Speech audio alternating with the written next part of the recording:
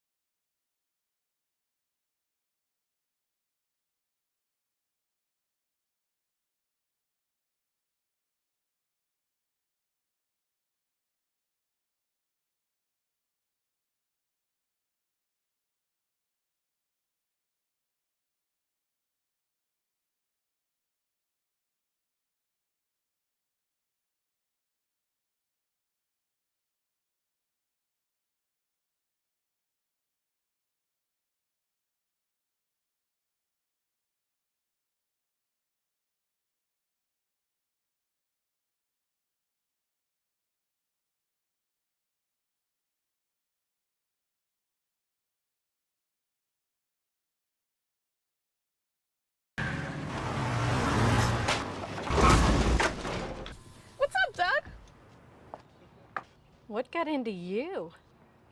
At Sunoco, we know how to fuel peak performance. Fuel your best.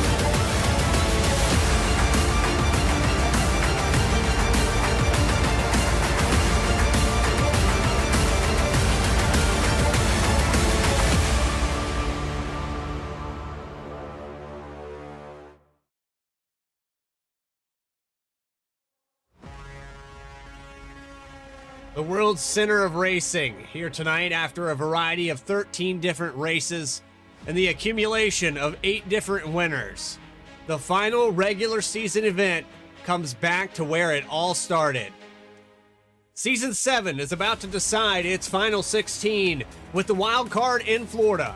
And live this week from the virtual Daytona International Speedway, it's the Sunoco Cup Series, live on VSPEED.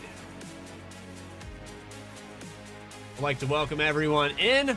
Filling in this week for Kenneth Bueno, we've got Alex Gagnon up here in the booth. Of course, I'm Bradley Cooper.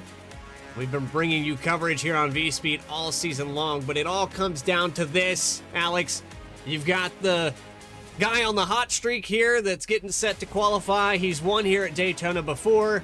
You've got a defending champion. You've got a guy with 3 wins that's tied with the Stympian. There's so much going on here. And of course, we can bring those points up on the screen while we talk about it. Yeah, you know, there's so much on the line here tonight, Bradley, not only for those battling for a potential 4th win this season between Lawson Peele or Steven Stympian, but this points line is so narrow. So many drivers could make it in with a good finish tonight, and with how much of a wild card Daytona is, some of those guys above the cut line may not be safe there for long. Drivers like Chris Schumacher and Kip Easley, definitely not at all safe right now with Swavely, Brown, Winters, and Brackett all very much in striking distance here with a quality finish tonight.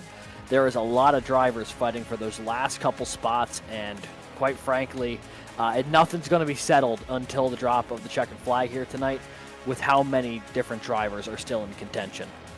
And of course, you got to factor in the stage points as well. A lot going on there to solidify your lead or take you further into the playoffs. So from here on out, after tonight, it's going to be all about wins. How can you do in the next few races to get yourself into the final 12, then the final 8, and that final 4 when we hit Homestead.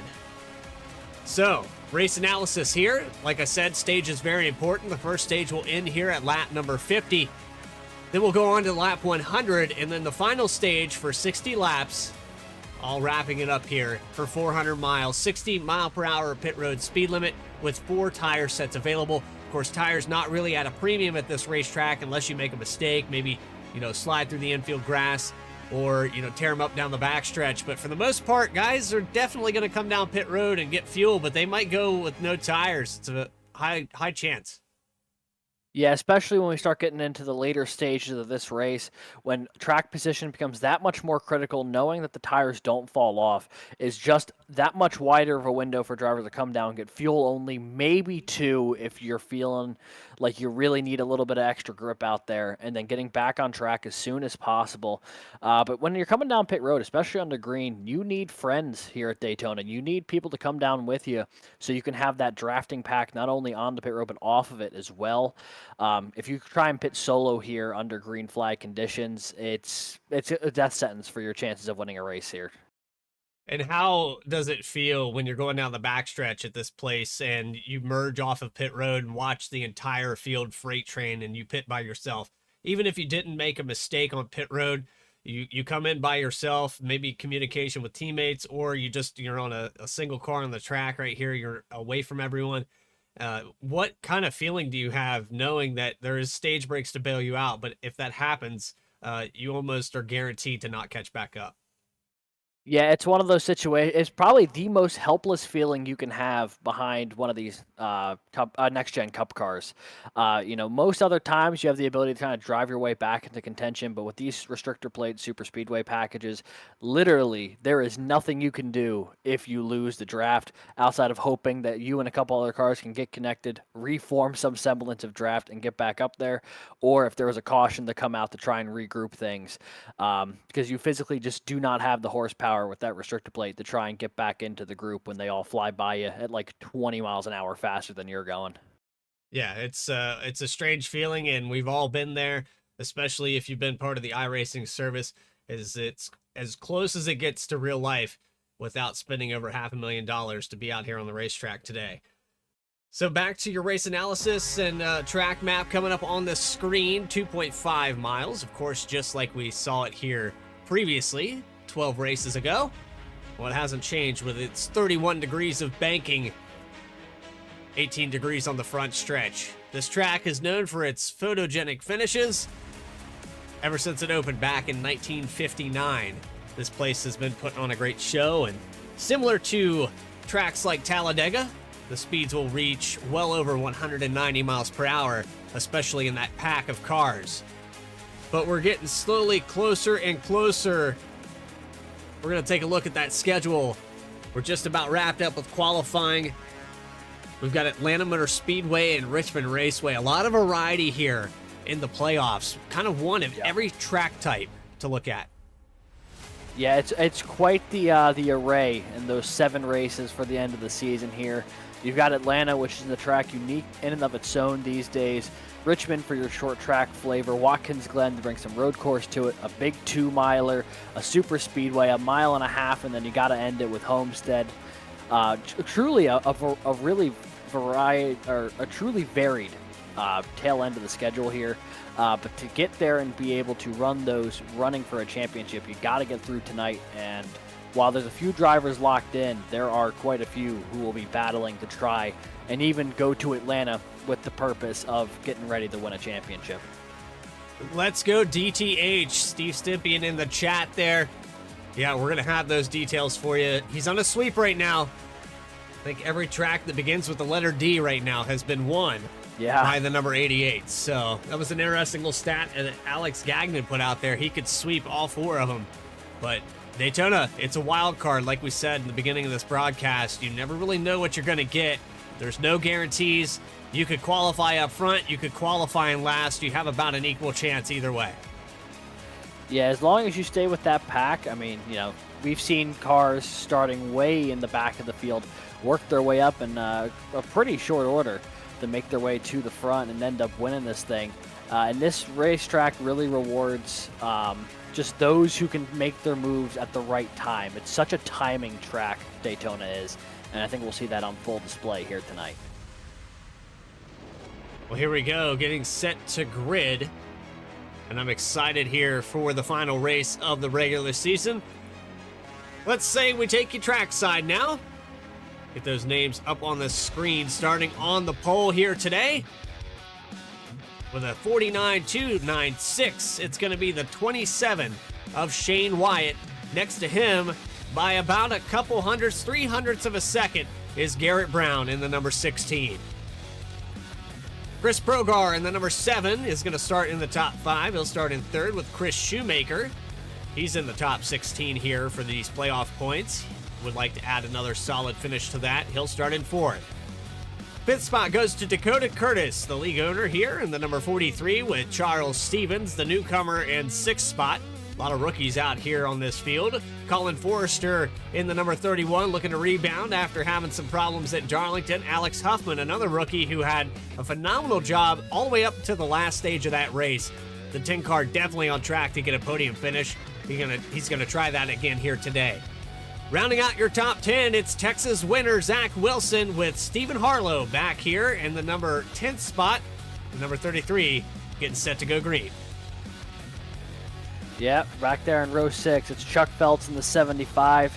Curtis Kelly, race winner this year at Nashville, rolling off in 12th. Rolling off 13th, it's the 54 of Brandon Banks. Austin Reedy in the 96 to his outside.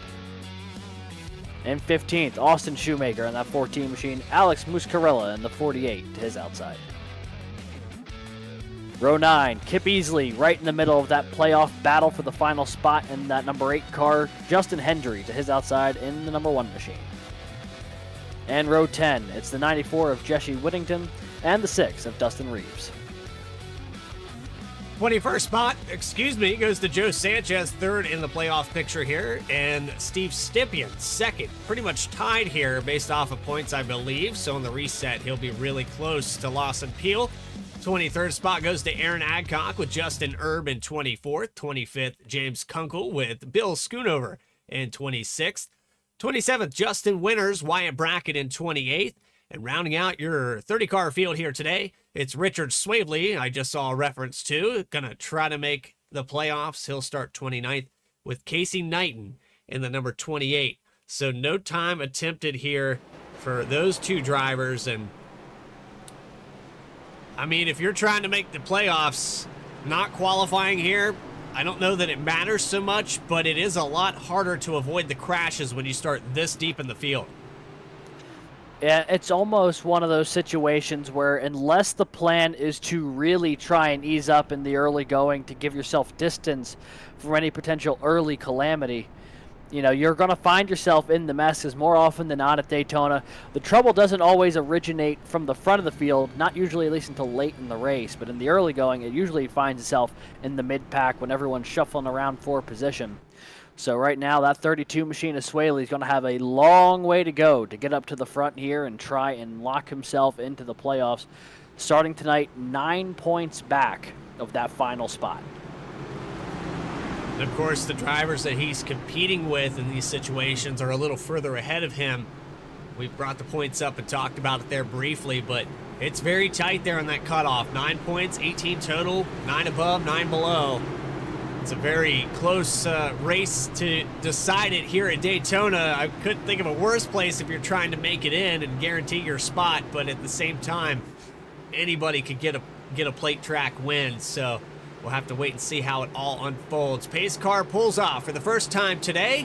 We're going to go live in racing. Sunoco Cup Series regular season underway for race number 13.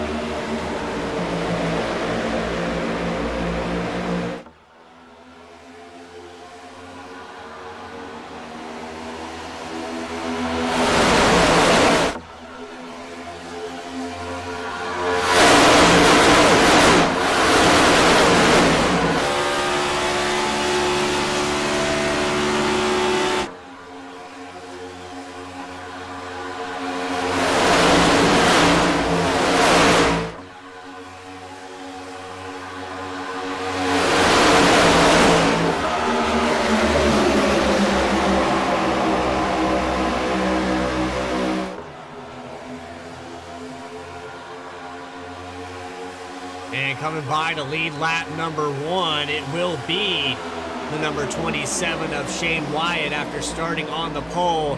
He'll lead the first time by. Chris Brogar giving him a shove on the inside. Something that we didn't really touch upon, though. This car, a little bit different than what we're used to seeing. We don't see too many of the next-gen races on VSPEED, but this car, you know, outside of Sunoco, this car is very potent in the draft. It gets a run. It's almost like a rocket ship. As soon as you hit that draft, very easily pass 3 or 4 cars on the outside. Yeah, and I'm sure we'll see that, especially as this race goes on and people start getting more desperate to try and get to the front of the field. Right now in the early going, just a lot of two file all the way back through the field. Shane Wyatt leading this group on that low lane right now. On the outside, though, you got the 31 of Forrester, Colin Forrester, who won at Vegas. He's trying to get win number 2 this year. If he can pick up a win tonight at Daytona, looking good so far. On the outside there, pulling even with the 27 as they make their way off of turn 2. So we didn't talk about the regular season points. We showed the numbers there at the top with what was going on, but you've got a driver that hasn't won a single time this season. Austin Reedy. He's back here deep in this field, but he's led the regular season points winless all the way through. That is the Mark Martin accomplishment. I'm going to give him the Mark Martin Award because he hasn't got a victory, but he's led the points pretty much since about week 6. And he's just kept putting it on. He's put together great finishes. Of course, you know, last week at Darlington, got a podium finish, and he just continues to figure it out. Even when he had damage, he was one of the cars that was fast enough to probably keep up with Stempien during that heated debate of who was the fastest car on that racetrack. Yeah, and you know, it's always a good sign when you're consistently up front, even if the wins aren't coming to you. If you constantly find yourself on the podium, in the top 5, in the top 10, just getting solid finish after solid finish, eventually that win is going to come to you as long as you keep yourself in position. And that's what Reedy's been able to do all season long. And it would not shock me if his breakthrough moment comes through here in the next couple of weeks with the way he's been running. Yeah, I would hope so, because at this point, when you reset the points, you have to start winning. And that was the situation we talked about a few times. Me and Kenneth, Kenneth went back and forth as I continue to lose my voice here. 5 laps in, we're off to a great start. I'm going to run out of things to say, or maybe I'm going to run out of oxygen. I don't know. No, hopefully that doesn't happen, because we still got a long way to go here in this one. Right now, it has been Forrester up at the front ever since he dropped in front of Shane Wyatt a couple laps ago. New challenger on that outside lane, though, is the 10 machine of Alex Huffman, who's trying to lead that outside line back to the front of the field.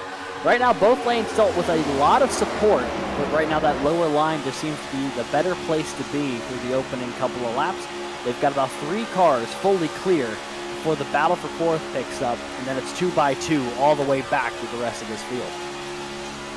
So that outside giving the shove, the 10 of Huffman trying to gain some positions. He's got Progar to the inside. He also has, I believe that's the 43 of Dakota Curtis down there. Yes, it is. And the Axe Energizer 43. And just behind him, the 51 of Zach Wilson trying to give him a shove to try to keep that inside prevailing. Not quite what we're used to seeing. It seemed like the outside is still really stagnant, but maybe as this race progresses, these guys will push the issue. 16 of Garrett Brown has not been able to get any kind of ground made up with the 10. No, he has not. It has been lockstep here most of the way back. That entire lap, I don't think there was any ground gained or lost for that outside lane relative to where they're running next to Dakota Curtis here. So Huffman right now stuck in this battle for fourth, unable to really advance. But what this is going to do for some of the cars behind him, cars like Garrett Brown, Chuck Phelps, some of the other cars a little bit behind him, you start not having to go 100% on the throttle just yet, knowing that this lane is more or less going to be stuck at the speed it is until something changes with the draft here. You're able to start saving a little bit of fuel in the early going. You'll start going 80% throttle as opposed to 100 like you would be at the front of these lines. And, you know, after one lap, that might not make a huge difference. But if they were to run this way lap after lap, that'll start adding up in a hurry and start really changing the fuel strategy here if they do need to make green flag stops in this opening stage. Well, that's where the mix-up comes in, because you got the situation where maybe a teammate back there running behind you is able to save a little bit more fuel, so he's going to be able to go 2 or 3 laps further in the run. But if you're committed to running with your teammates, you're going to come down anyway just so you can have the draft. It's a weird spot to be in here at Daytona. Do you make that call? Right now, Colin Forrester takes over the point from Shane Wyatt. Was able to get around him. I think they did a little flip-flop. That was a pretty smooth transition, though, if I'm being honest, because the inside still didn't lose any ground. Now, that front 3 of Forrester, Wyatt, and Progar have been the top 3 basically since the drop of the green flag here, and they've been in their own bit of real estate versus where it starts getting double file behind them. Although we're starting to see a bit of a challenge here from the outside. Huffman was able to get his way to the door of the 7 momentarily, but now falling back just a little bit. But you see the gap that the top 3 open up across the rest of the field. And the side drafting here from 4th on back certainly not helping their cause trying to get a run up toward the leaders. So a shout out in the chat here. We're going to try to humor everyone. I hope that my trading paints is working correctly as we take a look at the drop in the hammer, the DTH, the man himself who won and dominated at Darlington Raceway, led over 280 some laps. It was the Steven Stempien show all the way through that race, got all the stages, got the pole. I mean, guy was pretty much untouchable. There was a few moments there where, you know, Zach Wilson and Austin Reedy, a few challengers, but at no moment did I really feel like there was a car that could just be as definitive as he was in that race. No, I mean, it's been a really solid past couple weeks here for Stempien. Winning at Dover, winning at Darlington, tripling his win total over the past 2 weeks from 1 to 3, now tying him for the series lead coming into Daytona, where he won to start the season. I mean, there's a lot of things going right in the 88 camp right now, and that momentum, just like a massive snowball rolling down the hill, and you can see it filter in week after week as he just builds more and more confidence. He has the 6 of Dustin Reeves just in front of him. And so a lot of these drivers have put on a great showing. We have the driver cams. Everyone's pretty locked in here. I haven't seen anyone look away. Jesse Whittington has a cue card for me. He's going to let me know when to show his driver camera. We've worked that out. A little sign language for me, I'm sure, at some point here today. But I mean, honestly, these guys have fought and clawed and done everything they can to put themselves into a situation where they don't have to win to be guaranteed that top 16. With 8 different drivers, there's still open slots. There's still plenty of room. But basically with what you're watching through this regular season, there's guys that went out there and won multiple times, and they really don't have to push the issue as you see a challenge for the lead here by Huffman. Yeah, that outside line's finally got enough support where the 10's going to be able to pull along the outside of Forrester, and he will be the leader at the line, so his first lap led of the day. And he's now fully clear of that 31 just for a moment, but the inside surging back with Forrester and then Wyatt just behind him. Those 3 cars on the bottom of Forrester, Wyatt, and Progard have been locked in and have not really bailed on each other yet in the early going. Not sure if that's something that was planned or just something that they worked out early. Oh, boy, a big block there from Huffman. Almost ran out of space in front of Forrester. But now the 10 going to try and control both lines from the point. So Garrett Brown loses his partner that he pushed up to the front, but now they're going to control both lanes. And we saw this at Daytona the first time we were here. Fast Banana got the first 2 stages, I believe, but wasn't able to get the finishes collectively. I believe only one Fast Banana car finished up in the top 10. The other ones were kind of destroyed at that point. Once it got past the halfway point in that race, things started to fall apart. You see Chris Progard pulling off the racetrack in the 7. Blinking issue there for the 7 machine. He's going to get out of the way. That's very sportsmanlike. Hopefully he's able to come back up. He does transition cleanly, but that's another frustration we didn't talk about here, Alex. As the 16 of Garrett Brown takes over the point, he was able to get pushed by the 4 of Shoemaker. But you can have blinking issues, and when your car and your connection drops out on you, it's very frustrating that you're losing the draft because you can't hang with anybody. Everyone tells you to get out of the way. Yeah, it is really frustrating, but it's also in a situation where at a super speedway race, if you are driving and the car next to you, the car in front of you suddenly disappears from your field of view and then materializes again there a second later, there is not much more of a terrifying feeling as a driver than at a super speedway when there's a car that is appearing and disappearing in front of you. So while obviously it is really frustrating for the car that is blinking to have to, make way for everybody else, because it more or less will put you in a hole. The rest of the field, I'm sure, will be greatly appreciative of the fact that, until that connectivity issue resolves itself, they won't have to worry about it, because there is a high chance that could go really poorly for at least half the field. 31 of Forrester moves up to the outside. He's going to try to take the point back. Garrett Brown led that time by about 3 car lengths, but here's a big surge on the outside. Make it Mac tonight to the front. Yeah, the 31 is going to get the edge here going into turn 3, but here comes Garrett Brown back on the inside. That 16 machine going to roar back to the front with the option to try and block both lanes here, potentially off of 4. And I'm starting to notice, every time coming off of turn 4, it looks like each time they're starting just to get a little bit more out of line with each other. Handling, not necessarily going away on these cars, but just a little harder to keep it pointed and locked in exactly where you want it off the corner. We're starting to see the snake lines develop a little bit more. We're also seeing a few cars starting to drop off of this lead pack. This is back in 28th. Casey Knighton, one of the cars here with Kunkel as well. Just a couple of cars who running together here, but no longer in that lead pack. And Brandon Banks in the 54 is also out of that draft. He's lost it quite considerably. I'm not sure what happened here to the 54, but as far as the field goes, it's still 26 cars deep. All the way back to the guy that's trying to lock himself in, Richard Swavely in the 32. Yeah, and he is more or less where he started this race, which is the tail end of the longest line.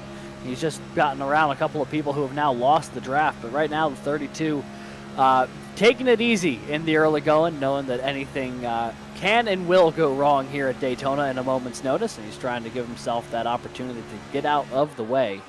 The one thing I wonder for the 32 is if he will be any bit aggressive towards stage points tonight. knowing that it is only a 9-point gap between him and Easley.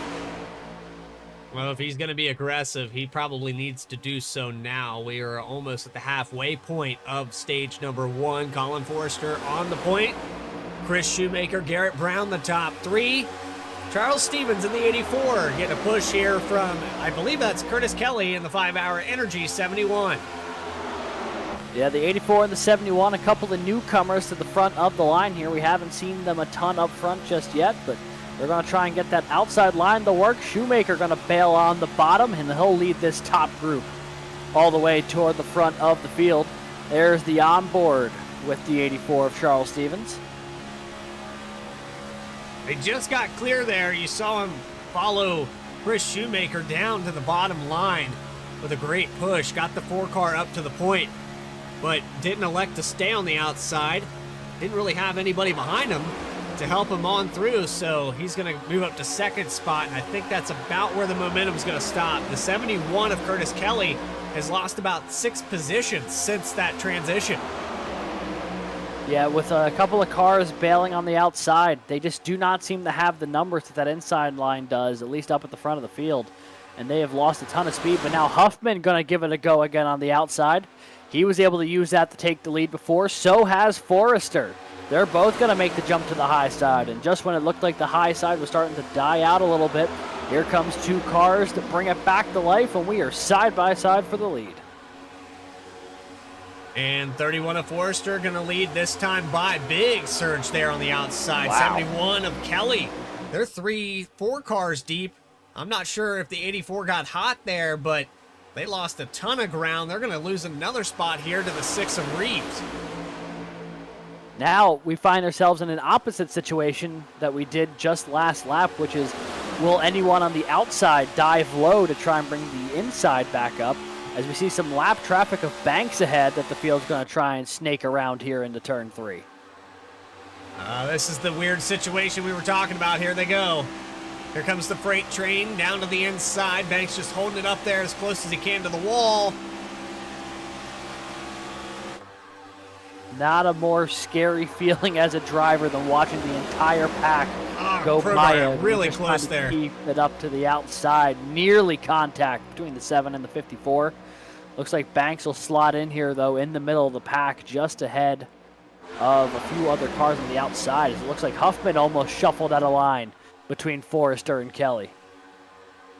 I don't know if Huffman was peeking to the outside, maybe to breathe the car, or if he was thinking about taking the 71 of Curtis Kelly with him. But now we have another driver that's really turned his season around. He's part of this top 16, and with the luck he had to start the season, well, good for him to be able to turn this thing around and have a spot to have a chance as he's going to lead this time by. Yeah, and that, of course, being Alex Muscarella. Started 16th here today, leading his first lap here on lap 22, bringing that 48 to the point. And he has got Steve Stempien behind him, that 88 machine winner of the past 2 races. Also with them up there, the 20 machine of Herb. So I'm kind of all over the back bumper of the 88. Kind of seen a surge coming here. They pulled out way further than anybody else. That's quite the gap from 3rd back to 4th, 5th spot. And you know the accordion effect we have here at Daytona. Once that car catches the draft, you're going to see the 31 move up in front of his teammate possibly. Colin Forrester very easily, yes, he will. And here comes the 96 of Reedy. Looked like Reedy got really wide across the tri-oval there, though, so I think he may have lost a little bit of momentum. Herb starting to lose the back bumper of Stempien. Might be a big run for the outside lane here coming off of 2.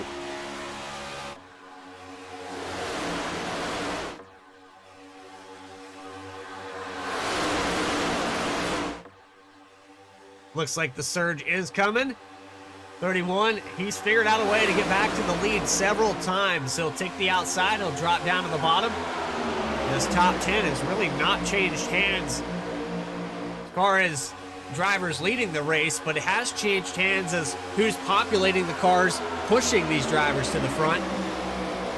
So Reedy has worked his way up. He's gained 12 spots. Joe Sanchez gained 18. You got Wyatt Brackett gaining 22 positions.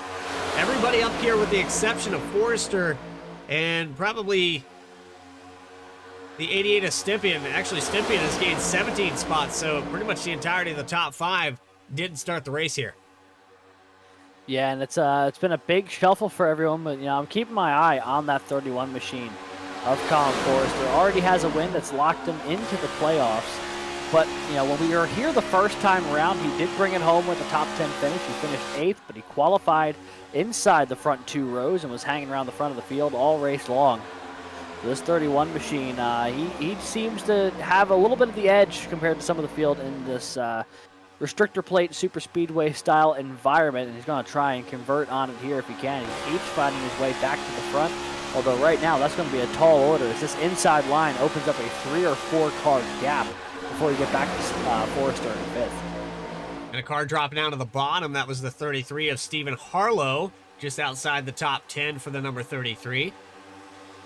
But he's also gained back to where he was at the start of this race. So we'll go to the inside of Wyatt Brackett. Some of these drivers may be caught sleeping as we pass the halfway mark for stage number 1. Coming through the tri-oval. Well, there's quite a few guys back here that haven't really pushed the issue just yet, but they are plenty fast enough. There's Zach Wilson moving to the inside in front of Dustin Reeves. That's another driver that has a win, is locked in, but probably could use this as a day to capitalize and maybe get a second one. Yeah, for sure. And he's working his way methodically up through the field here. He fell back in the early going, but he's worked his way back up to 12th. Tucked in behind the 30th bracket just ahead of him. And this outside line seems to be moving pretty good right now. There's the onboard with Zach Wilson. Zach very dialed in and focused. Of course, we've occasionally seen him drive a car all the way on the edge to where it had him smiling a few times. Right now, though, completely locked in. I don't know what level of focus it takes to not be distracted by the things going on around you, knowing that your camera is turned on, knowing that your connection could go bad at any time. You've got teammates, you've got basically a 190 plus traffic jam as they come out of turn 2, 196 miles per hour for Joe Sanchez just now. And he's going to have a pretty big surge. He might drop to the bottom.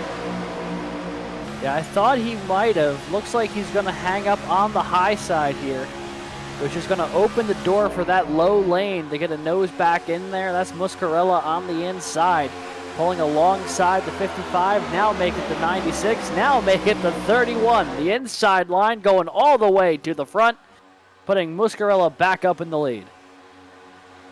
So Alex Muscarella is going to lead another one this time by 5 laps led now after starting in 16th. A lot going on here in the front 2 rows. We'll go deeper in the field back here. Garrett Brown, who was up front just a moment ago, now finds himself in 20th position after starting on the front row. Yeah, it's one of those things, is how quickly things can change here at Daytona. This style of racing produces big movers and big droppers, and right now the 16, unfortunately falling into the latter category. You see him drop to the low side here. Behind the 14 of Shoemaker, just going to try and get settled in and work his way back to the front, but that is easier said than done right now, as he has gone the wrong way in a hurry. And deeper into this field, Chuck Feltz riding on board with the 75 machine. He's on the outside line, but what do you do here in this situation, Alex? You're pretty much stuck where you are unless somebody gets a big run or a hole opens up to gain a couple positions. You're kind of just along for the ride here for the next 20. Yeah, and it's also one of those situations where you ask yourselves, how ambitious do you want to be in this moment? Because there are 2 schools of thought for it. The first, obviously, being anytime you see an opening in the other lane, or if someone's leaving a gap, you go in there, you try and fill in, you try and slowly work your way up through the field. The other one is, it's only lap 31 of this 160-lap race. There is not necessarily a bad reason to be hanging around toward the back here. With the way this front pack has been running, it's been pretty racy up at the front of the field all evening long.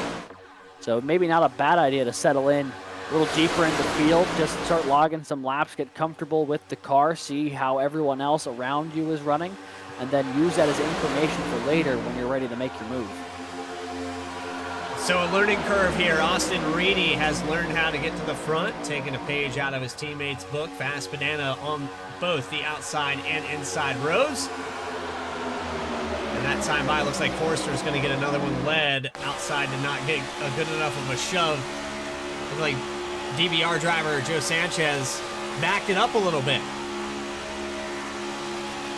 The outside lane just seems a little disjointed right now compared to the inside. And I think that's why we're seeing the inside lane absolutely pull away right now. That outside line, especially through the tri-oval, just was all sorts of running multiple lanes. You see Huffman now jump to the outside, trying to get this outside line in order, making their way through 3 and 4 again. I wonder if Progar is going to go with him or not. Doesn't seem like he's going to. He'll settle in down there on the inside lane, as will Kelly. But this outside lane, they're stacked up a little bit better now, but they have lost a ton of track position. They're going to get a big surge here as they pull back up to 3rd position. Muscarella had to lift off the throttle. Car getting a little hot there on the inside. And Colin Forster almost back even with the 10. We'll see this all night long. 33 laps, 32 and a half as they come down the back straightaway. About a mile left to go as they go into 3 and 4. Colin Forster holding on to the point. Austin Reedy, his teammate, pushing Alex Huffman. And you've got your 3-time winner there in the 88 of Steve Stempien, Justin Erb just behind him.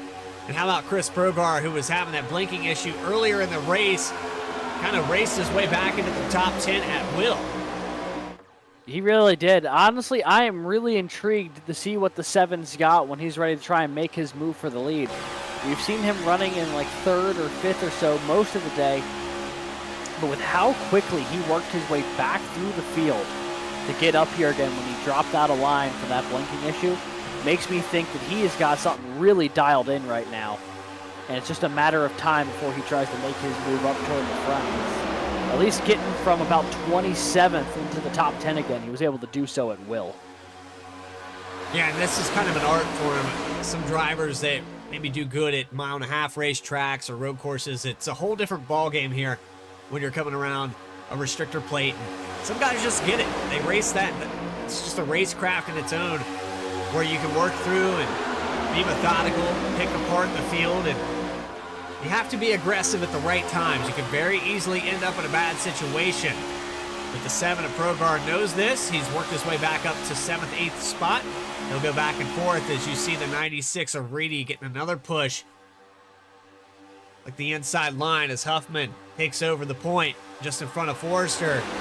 Kind of checking up here as they come out of 3 and 4. Yeah, things starting to get stacked up just a little bit there.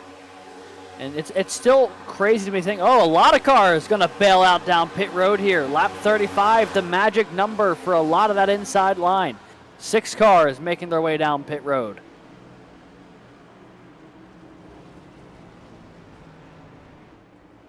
So Alex Muscarella, Chris Progar. Looks like Stephen Harlow also down into pit road. 43, Dakota Curtis also in there. 54, Brandon Banks. Unfortunate for Banks, he is being scored a lap down. We've got 3 cars a lap down, Casey Knighton, James Kunkel, and Brandon Banks. They might be a lap down on the racetrack, but as far as fuel goes, they're all going to have to pit at the same time, and I'm guaranteeing you that if you're Brandon Banks, you were burning more fuel than the rest of this field being all by yourself. Yeah, I think that they were not alone in coming down pit road. Here comes Erb to do so as well. Although the 20 of Justin Erb appears to be doing so by himself. He's back out there on the racetrack now. A quick top off on fuel. 22 seconds in the box there for Justin Erb. Not entirely sure. He might have got a speeding penalty as we just about saw some problems at the front of the field. Yeah, just as we were cutting away, looks like the 31 gave the 10 of Huffman a pretty good push off of turn 2. The 10 got shuffled down below the apron, had to work his way back up. Did not lose any track position. He's still the leader right now, but a tense moment there for the driver of the 10 machine. So a few more takers down pit road. Looks like we've got Reeves, Shoemaker, the other Shoemaker as well. Garrett Brown hitting the pit stall. Bill Schoonover hits his. They're going to do this in 6 or 7 car increments. It's probably the smartest way to go if you can avoid the big traffic jam. Coming down pit road is dangerous enough, but when you do it with 17, 18 cars, 31 of Forrester down on the apron here. Yeah, he got shuffled out of line big time as Stevens threw a big block there. Forrester going to get down the speed. I guess he's going to think about coming down pit road now, but that was tough. They were getting around Banks, and everything just accordioned after that. I don't know if he got shuffled out of position here. Maybe look for a bad touch from the 96. Yeah, I mean, it wasn't that bad, honestly. I'm surprised, unless he ran out of fuel. If that was the case, I'd be pretty surprised. I mean, he was up front a good bit of this race, but I don't think enough where he'd be a full lap short compared to the rest of that front pack. Sometimes get a little distracted paying attention to that fuel gauge. Alex Huffman, Zach Wilson. Pretty much everyone here in the top 10 yet to hit pit road. Casey Knight and James Kunkel catching back up to this pack a little bit, but they're going to go another time by. 10 laps to go, 11 laps to go. I would say 10 on the stage, give or take a few hundred feet, and we sit right now with kind of familiar names that have been up front a lot this season, but drivers that are yet to find that win with Alex Huffman, Shane Wyatt, Justin Hendry. There's so many drivers here that are hungry, and this is the opportunity for them. Yeah, well, that's the thing I think with Alex Huffman is that he did not win at Daytona this year, but he did win at Talladega. So the super speedway success so far this year has been there for the 10, looking to make it 2 in a row on the super speedways as he's going to peel off with Zach Wilson and others to come down pit road. So Wilson gets a little advantage there on the outside. Looks like the one of Justin Hendry also picking up some positions and staying out on the racetrack to try to make up some of this time. Shane Wyatt, Jesse Whittington, Charles Stevens as well. They're going to go one more time around. And this 54 is trying to get himself back to a 1 lap down situation if he can get around the 27. He's already come down pit road. So whenever the 27 decides to do so, he will go from 2 laps down to 1. But there are a couple of other cars who are still scored a lap down right now, and Banks, if he does get his lap back, would be the last of 4 of them.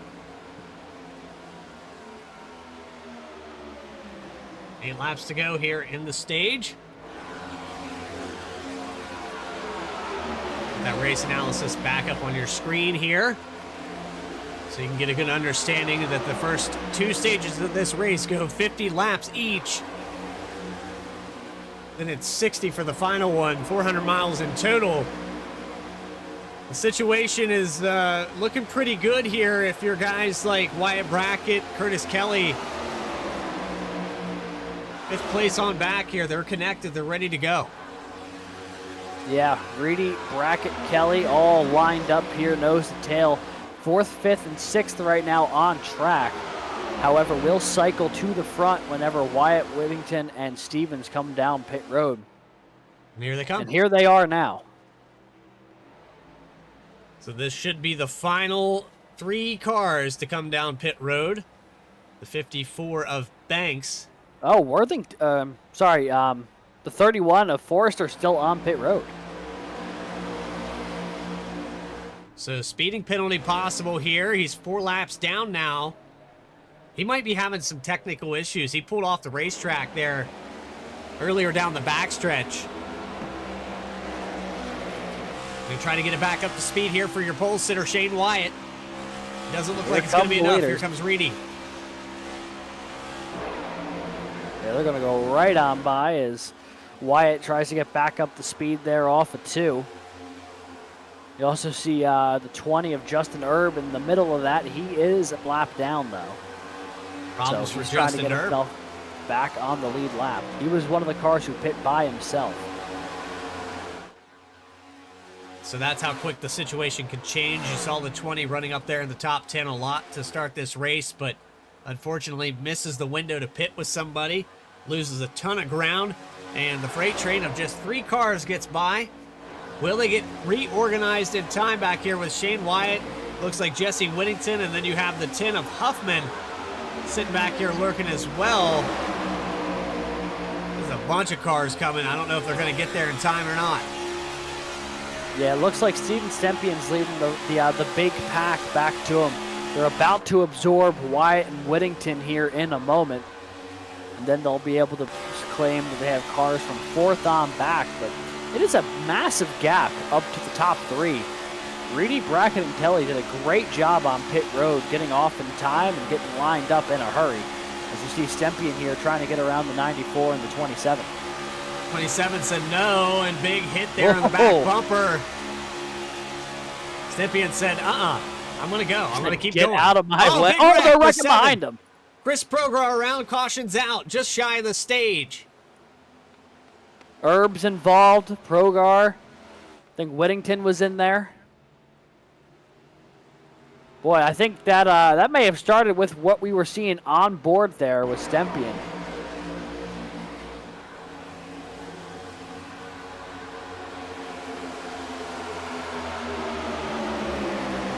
Oh no! Shoemaker goes It up was the middle. 2 simultaneous incidents. The 51 got up into someone at the exact same time. 3 cars all went to the same lane. Let's take another look at this. We'll start with the 51 here. Shoemaker and Progar all kind of end up in the same square footage in front of him, but he also gets up into a car right as all this is unfolding.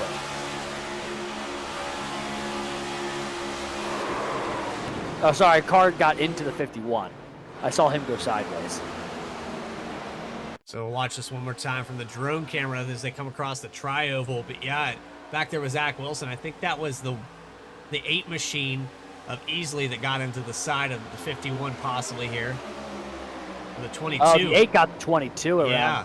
At the same time, Whittington, Shoemaker, and the Progar machines all kind of ended up in the same square footage. And the 2 of those happening simultaneously just collected everybody in that pack.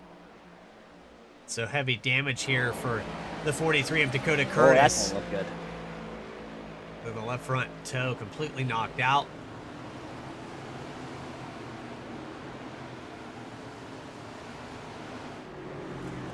And they We had groups him gotten back all up. the way. Yeah, we had gotten all the way through the pit cycle. And then it was just as things were settling down from the pit cycle is where everything came unglued. And this will put us just short of the stage, so lap-wise, I'm not sure if we'll get back to racing or not. It's going to be a weird situation. You see everyone coming down pit road.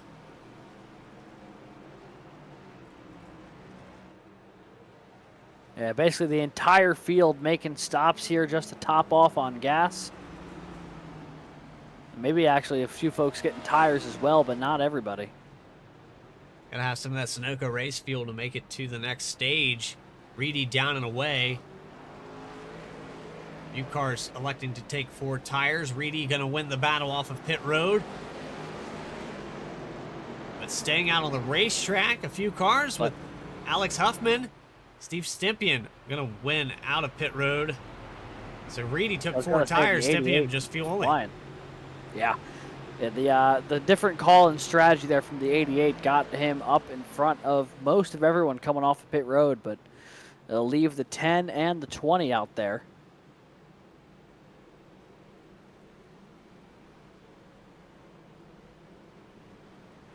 So I'm sitting here, I'm looking at some information from Josh Lokenvitz.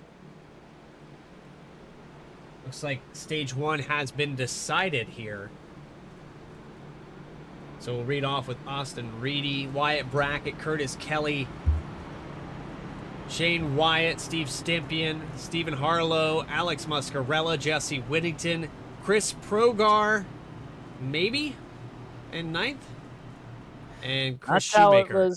That's how it's scored on what was sent to us, so gonna assume that that is the case. Maybe when the caution came out is when they froze the field to assign the stage points here. Because a couple of those cars definitely more torn up now than they were just a moment ago. But stage winner, number 96, Austin Reedy. So Alex Huffman, Justin Erb going to come back down pit road, but the 96 will cross that stripe. And so that's an excellent time here on VSPEED. To take a quick commercial break, you're watching race number 13, the last race of the regular season from the World Center of Racing. More coverage continues of the Sunoco Cup Series right after this.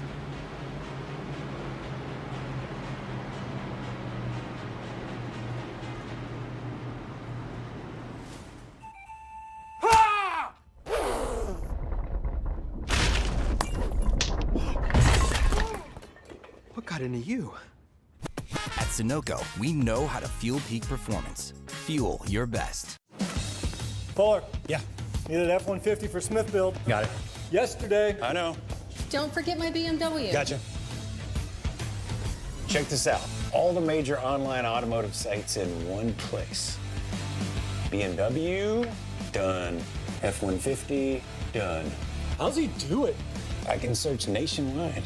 Even those classified sites. Auto Tempest, all the cars, one search. That's how I do it.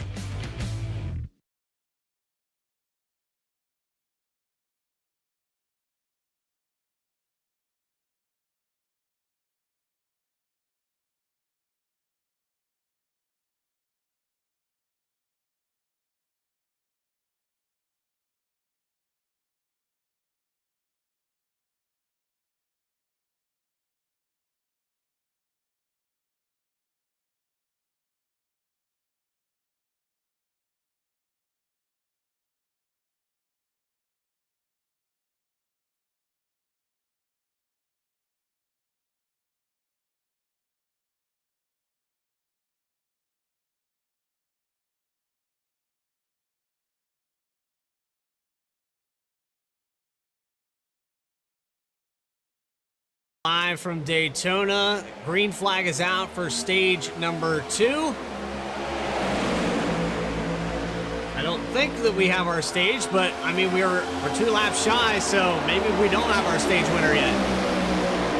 Maybe not. Reedy's gonna be on the inside, Stempien up high as they make their way down toward the backstretch. Looks like the 33 thought about making a third lane just for a moment. Not going to be the case now, as they stay 2 by 2 up at the front of the field, Stempien and Reedy. 32 of Swainley gets into the wall there down the backstretch. He's going to fall back to the 19th position after tagging that wall. He's 3 wide back there, but battle for the lead still side by side. Steven Stempien, Austin Reedy, back and forth. And Stempien will take the lead here. Pole sitter Shane Wyatt giving that 88 a big shove toward turn 1. That 27 is going to get the 88 fully clear of the 96. It's 2 on 2. The rest of the way back from second. Right now things looking pretty good for Steven Stempien. Won the past 2 races and now leading here at Daytona, the track that he opened the season with a win at. That outside lane cruising right now. They're now 3-4 cars clear. On board with the 33 of Stephen Harlow. And you saw there briefly as we made a little bit of a mistake on our overlays, accidentally transferred over to the commentator cams, but I'm doing the best Steve Harlow that I can. I don't quite have the mustache, and growing facial hair, not my strong suit, but you gotta admire a guy. When you have a mustache like that, you have to be able to see the air. Absolutely, you really do. It comes with the territory. It's the direct correlation of the stronger the stash, the more visible the air becomes here at Daytona. No, all kidding aside, Harlow did a phenomenal job here at Talladega and Daytona, and looking to capitalize on that momentum.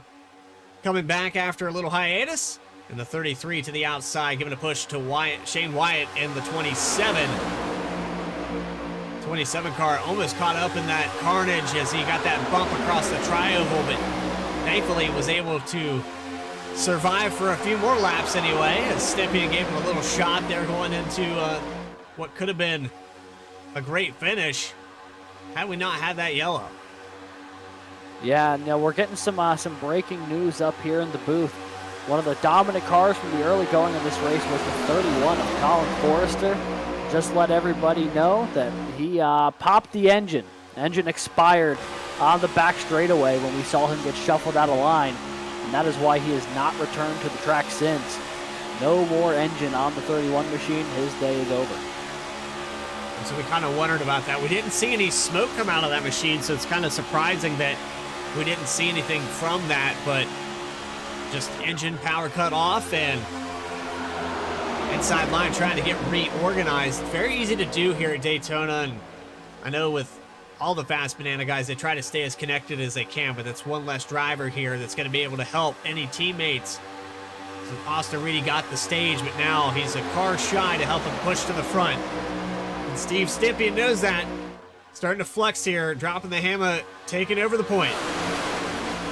You know, one thing that's really standing out to me right now is not necessarily the car in first, second, but if we look back to fifth, that 45 machine of James Kunkel, that opening run, he was nearly a lap down. He was stuck back in 29th in a two-car tandem, 15 seconds off the lead pack, and now finds himself up in the top 5 after that green flag pit cycle and subsequently the stage break.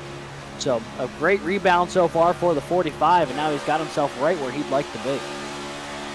And the inside line has not been able to get reorganized just yet. You can see back there Aaron Adcock in the 17 car. He has the one of Justin Hendry trying to get this thing going, but the momentum just hasn't built. They're not connected through 3 and 4, and it looks like they're going to lose the ground they just made up here with that big shove down the backstretch. Yeah, it was a massive shove down the backstretch, and we're seeing these lines right now. The opening stage, they were pretty even as far as car count. This time around, the outside line, definitely the preferred line. On board here with Aaron Adcock, the leader of this inside lane, but you can see that there is just not the support that he needs on the inside right now to try and reel in the leaders. That outside line just continues to pull away. So it's difficult to gauge that and keep the guy behind you. You try not to drive with your mirror too much, but sometimes you can float up towards, maybe take side draft or pull yourself back a little bit. And I think that's the case here with this inside line as we got a yellow. Yellow's out for somebody. Oh, Austin Reedy slow, as is the 54 of Banks. Looks like some heavy damage on the 96 car. The right front looks a little beat up. So we're coming down out of 3 and 4 where this all unfolds. What happens here, Alex? Yeah, so we're going down the back straightaway. Reedy there, the third car on the inside line, but they fell way back. The one just completely lost the gas, completely bottled up the inside lane, and collected just about everybody there. The only car, though, I think with real significant damage, though, is the 96 of Reedy, who got up into the outside wall, but... Yeah, you see the 17 and the 1. Oh, and the RPM's dropping drastically on that machine just before the moment of contact. Is that another engine pop, or? I mean, he's all over the back end of Aaron Adcock. He's been pushing him for quite some time.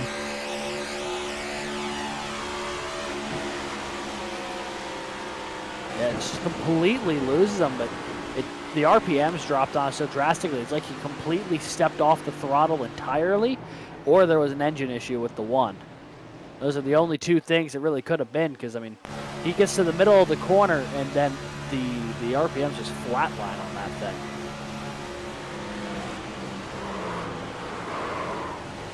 If you're Austin Reedy, you're not predicting that to happen. You end up in the outside wall, catch a little bit of damage here. And that brings out our second caution of the night as everyone storms pit road. Yeah, everyone gonna fill up on some Sunoco fuel here. Maybe get a couple of tires if you feel like you need a little bit extra grip. It looks like a lot of gas and goes, though, Stempien will win the race off of pit road just ahead of Shane Wyatt, and then everyone else charging off pit road 2 or 3 at a time. Your cars stay out there to get the wave around. You've got the 10 of Huffman. It looks like the 32 and the 20. Herb and Swavely trying to get back on this lead lap, but Steve Stempien will be your leader when we resume racing for stage number 2. We're going to take another quick commercial break here on VSPEED. Sunoco Cup Series action has been good back here in Daytona.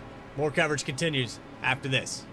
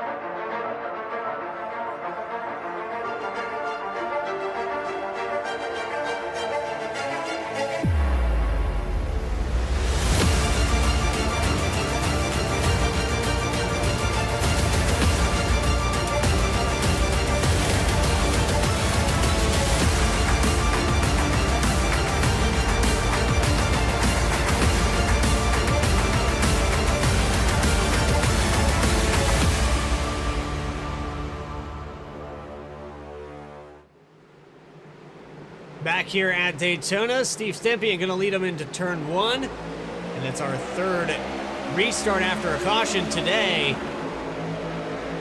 Steve Harlow on the back bumper going to give him a really good shove here into turn 1. Inside line got really suited up there on the restart, and then immediately Stempien and Harlow jumped to the high side. So they're going to move up high, going to let Adcock inherit the lead of the bottom lane, but already seeing a similar situation that we found just before the caution, where all the leaders jump to the outside and start pulling away, and the 17 going to try and make it work with the inside lane. This time, though, instead of the one machine pushing him, he's going to have the 16 of Garrett Brown, and we know he's pretty fast. He rolled off P2 here today, so there's definitely some speed in that number 16.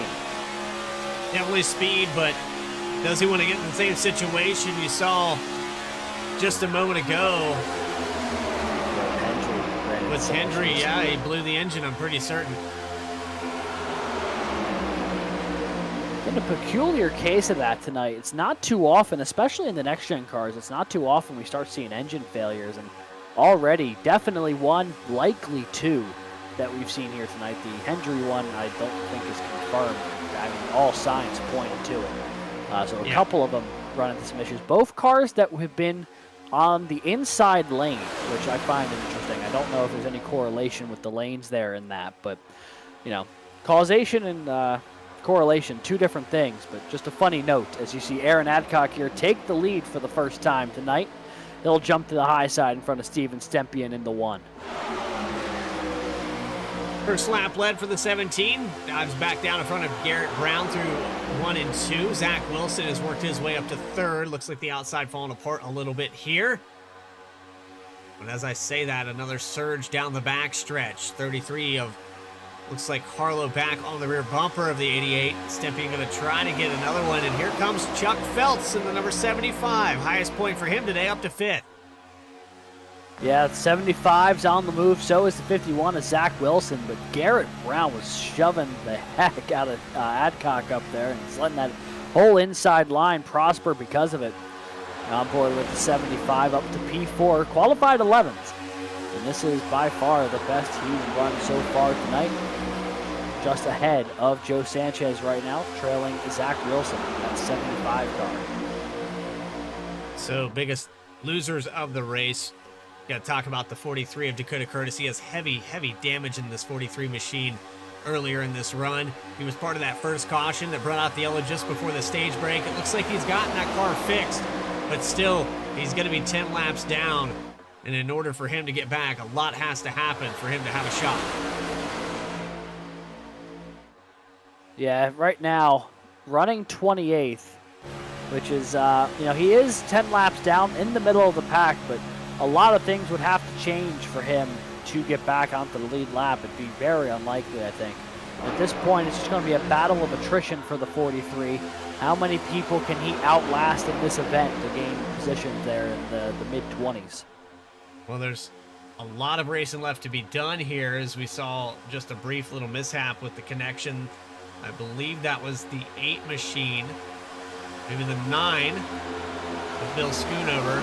We saw the front clip fly off that car. I thought we had parts flying. I thought we were going to have another yellow.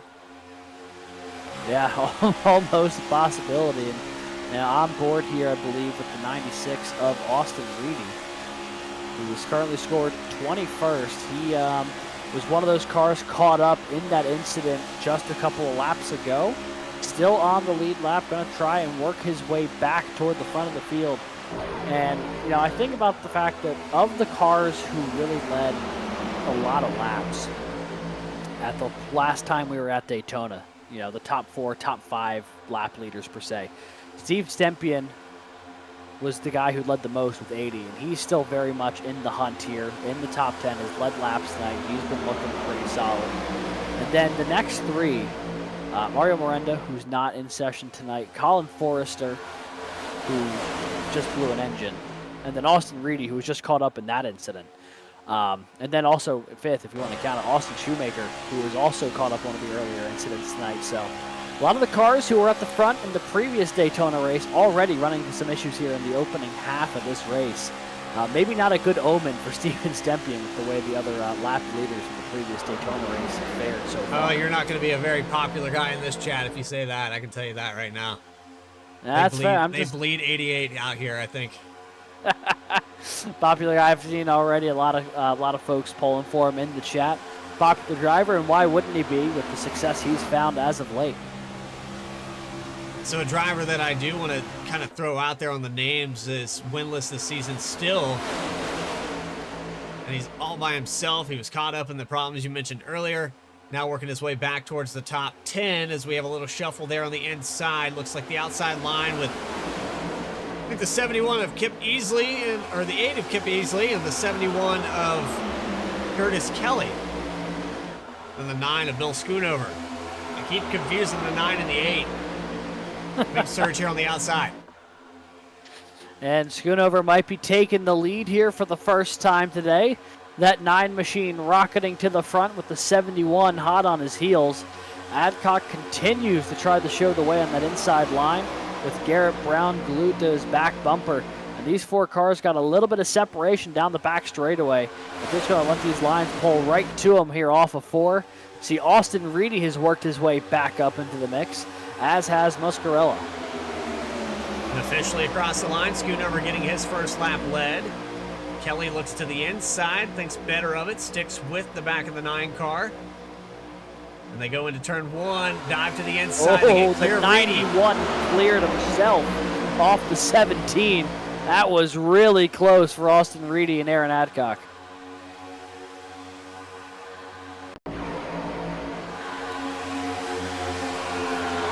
Boy, he could not have cut this any closer with the 96. Just worked his way in there. I mean, yeah, so close we're clipping into the engine bay. It's off the back of Austin Reedy.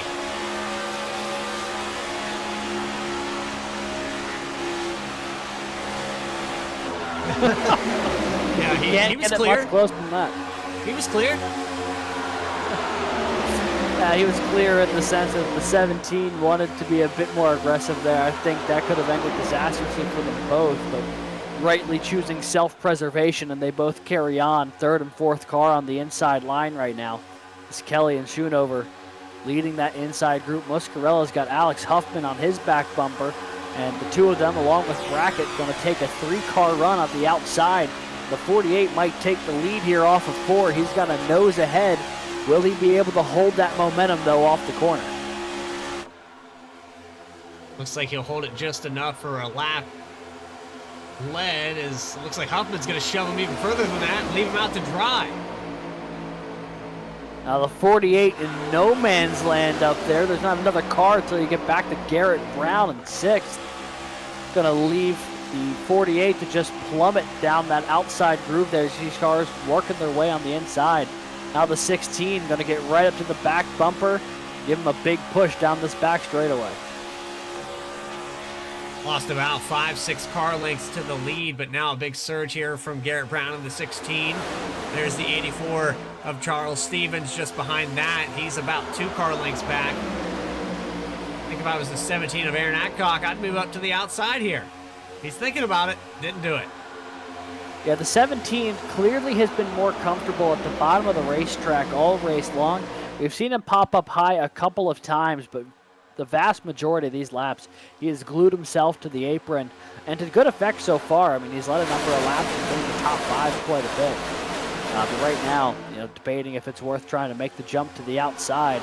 Both lanes having about an equal amount of cars, just not the connection at the front of the field for that outside lane that they need right now, and that's why the inside continues to lead here with Alex Huffman going into 3. Not the greatest camera angle there here on VSPEED, but we did see a shot of them going in to 3 and 4, and Huffman's going to remain the leader. The 9 of Schoonover tried to surge on the outside, didn't have enough momentum. There was a break in the cars on the bottom, and he'll move down to the inside in 2nd spot. Deeper back in this field, you've got a few names that we were tossing around earlier. Shane Wyatt, your pole sitter, he's back in 14th position.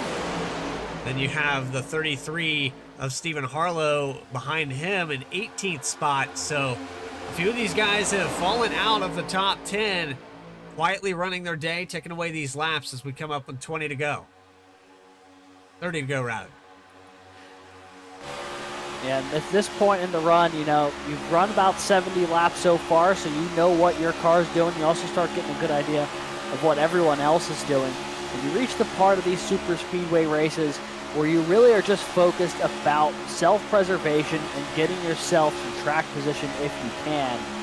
But there's nothing outside of stage points coming up in about 30 laps. Right now, this is just a moment, if you're in this field, to try and get settled in, find where you want to be, and make sure nothing crazy happens. This is that point in the run where everything just kind of settles in. As you see Reeves dive to the inside there in front of Stevens, the 6 trying to make a, not an aggressive move, but a quick move to the inside to get into that inside lane.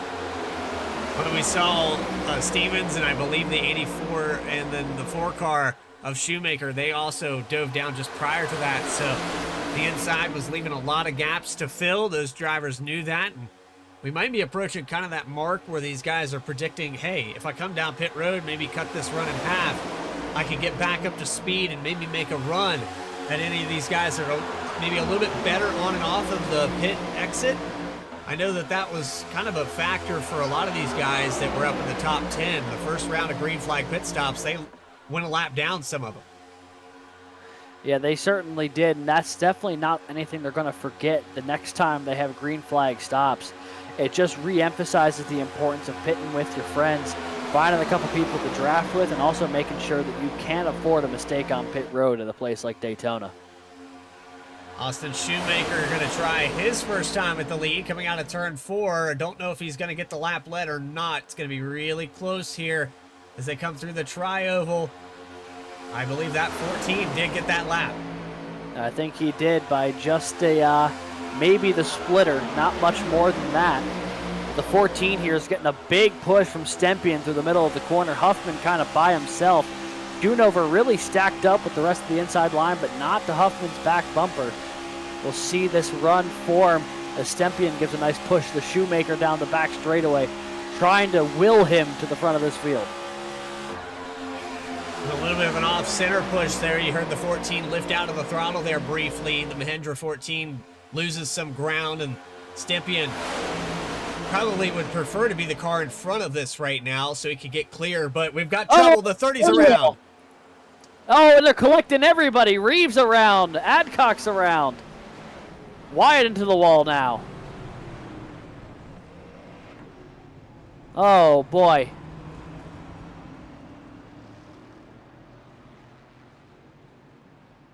Massive collision through the tri-oval. A lot of fast cars involved in that one. Starts up here with a 30. Yeah, Wyatt Brackett. It's moved up into the 43, and then it all falls apart from there. Although how the 30 got sideways in the first place, that I don't know. Running their fourth car on the inside lane, that black and gold number 30. Oh, contact with the 43. And everything stacks up from there. And just nowhere to go for a lot of drivers. Tough break there for Shane White. He got all the way up to the wall just for the 17 to end up there as it was spinning.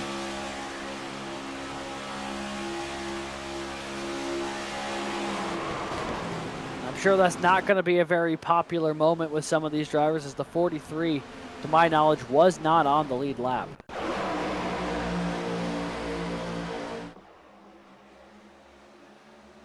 One more time here from the drone camera down the tri-oval, and looks like Dakota Curtis just misjudged the exit of 4 a little bit there. Got down into the 30.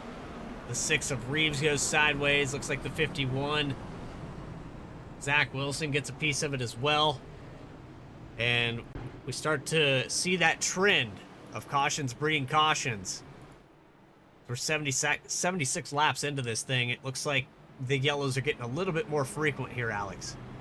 Certainly does. There was none in the opening 40, and there's been 3 in the next 35, 36 laps. So business starting to pick up, both good and bad, out here at Daytona International Speedway. People starting to be a little more aggressive trying to get to the front, and that also comes with consequences. And one of the cars I'm seeing get off pit road the fastest there, I think, was the 32, unless we were just catching the end of the pit cycle. It's like Chuck Feltz and Alex Huffman out of pit road ahead of him, but a little fuel strategy here. And Alex Huffman in the chat saying that saves me. So the situation has changed here. Maybe the fuel was a factor to make it to the end of this stage. Drivers that come down pit road outside of this top 10, they might have enough to make it here. They certainly might. You know, I would think 25 laps, you definitely could make it to the end of the stage. So a better situation for the 10, but now it's a matter of surviving whatever happens, because you're going to have guys back here that say, well, you know what, I've got fuel, I'm good to go. I know the 11th, 12th position on up can come down pit road and I'll resume the lead, but that still doesn't bail you out if something happens in front of you. So a lot going on. Fuel was 8 laps short here after taking the wave around. So Huffman remember, was a lap down prior to this moment. Raced his way back up into the top 3, was challenging for the lead a couple more times. Now this is a bailout because he wasn't able to come down pit road. I still question, though, with, Austin Shoemaker, Bill Schoonover, these guys up here at the front, they've been leading a lot of laps. They've been up front here for at least the last 10 or 15. Are they going to be able to make it on to the end of this stage? That really does become the question. We're 20 laps into the stint.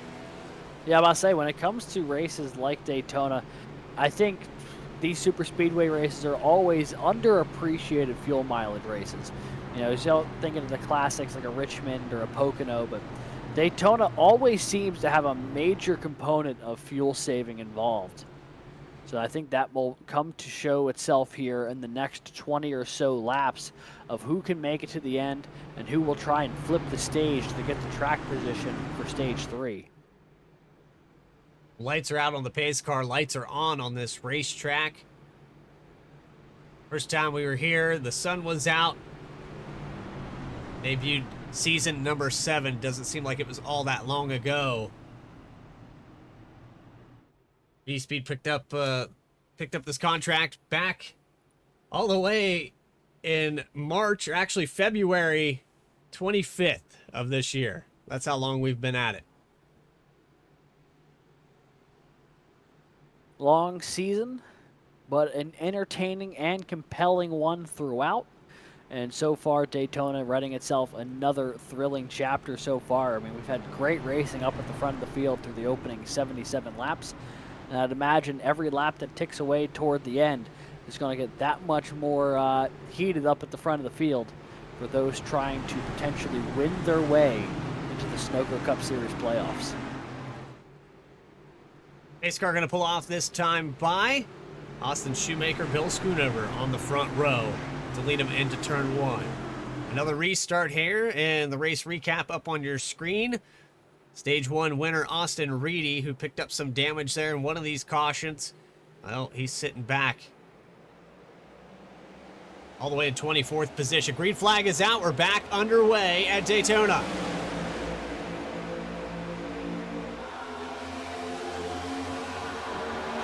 The 14 got completely separated. Yeah. The 88 is going to roll on by. Not the restart that the 14 wanted at all, and Steve Stempien's going to capitalize on that every single time. So Stempien to the point here. He's got Stephen Harlow to his back bumper. I feel like the 88 and the 33 have been glued to each other most of this second stage. Where you find one, you find the other. And a lot of times it's been up at the front of the field. So they will lead. Kelly will be there in third. Krogar back up the fourth.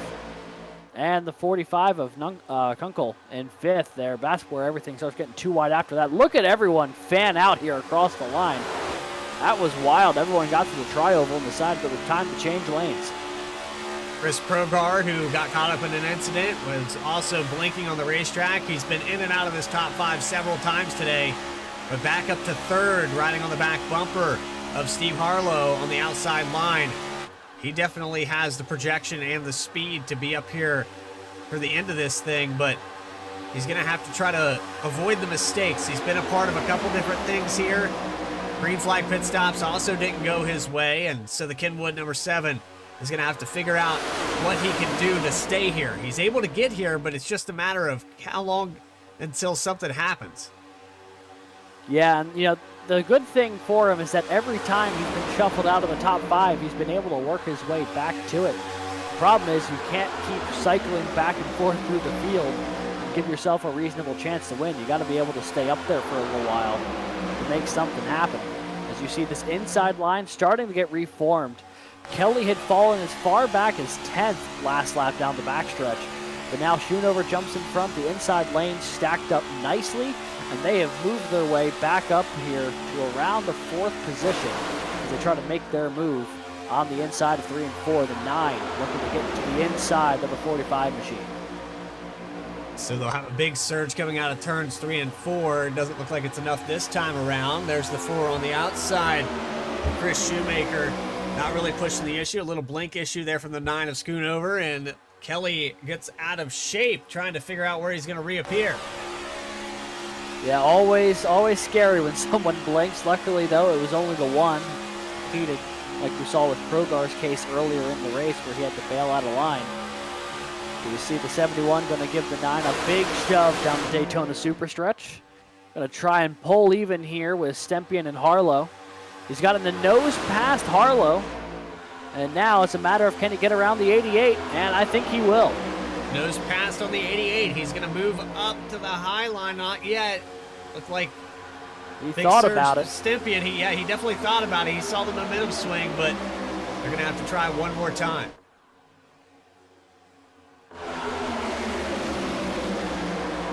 And one of the things that I think is really telling here is the fact that, oh, the caution's out. Why has the caution come out? Think Muscarella might have an issue? Looks like it. He's all by himself here on the tri-oval.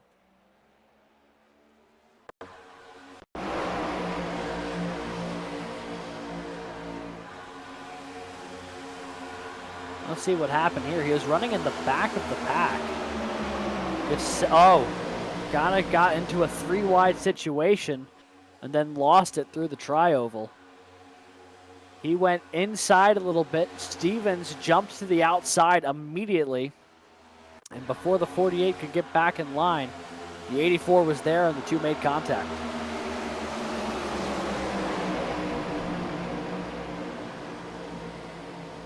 They want to rip it back down the racetrack, but unfortunately where he comes back up onto the race surface and locks it down to prevent from hitting the outside wall. It's going to trigger a yellow every time here at Daytona, and the pace car will be out again here for the 4th time today.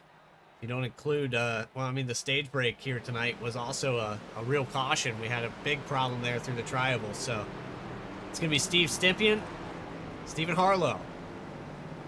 Front row here for this next restart. These two have worked really well together, and I think this might be a perfect opportunity to pull a driver up. Let's bring up Stephen Harlow into the booth.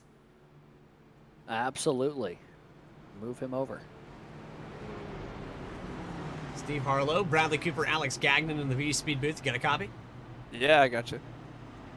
Well, Steve, we've seen a little bit of everything. We saw the green flag pit stops. Now we're kind of seeing what Daytona can become, where the cautions and the anxiety of this racetrack just get the best of people. But you're sitting up here. It looks like Drop the Hammer is working together really well.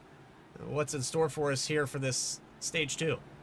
I mean, we're going to be coming to green with 4 to go to the stage, so it might get a little hectic, but I don't think anyone's going to make any crazy moves just yet.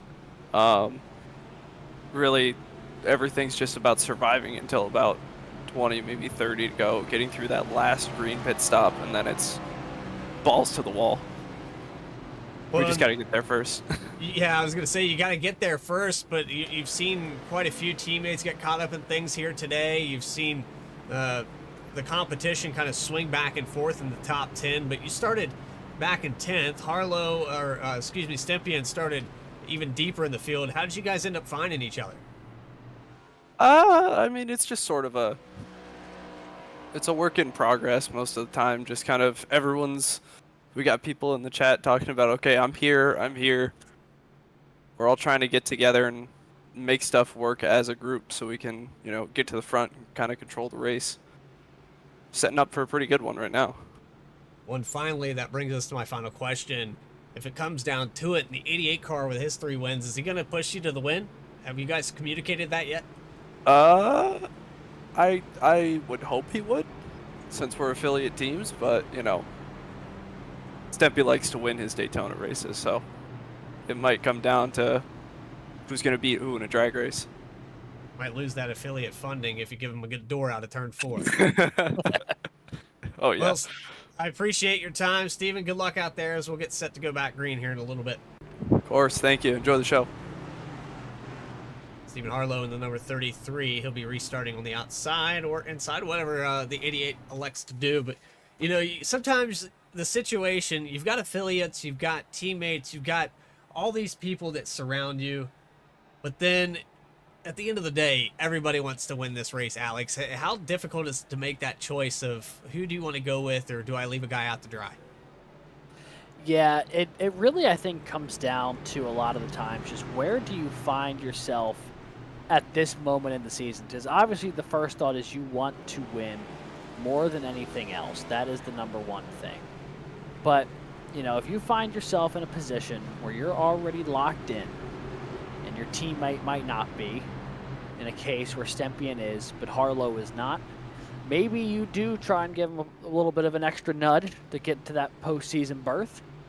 And then you guys can have an extra car on the team in the postseason. But, you know, easier said than done, because at the end of the day, all of these guys are racers. And the last thing they'd want to do is have a chance at a win and not take it. So it's a very fine line out there, especially when you're going upwards of 200 miles an hour.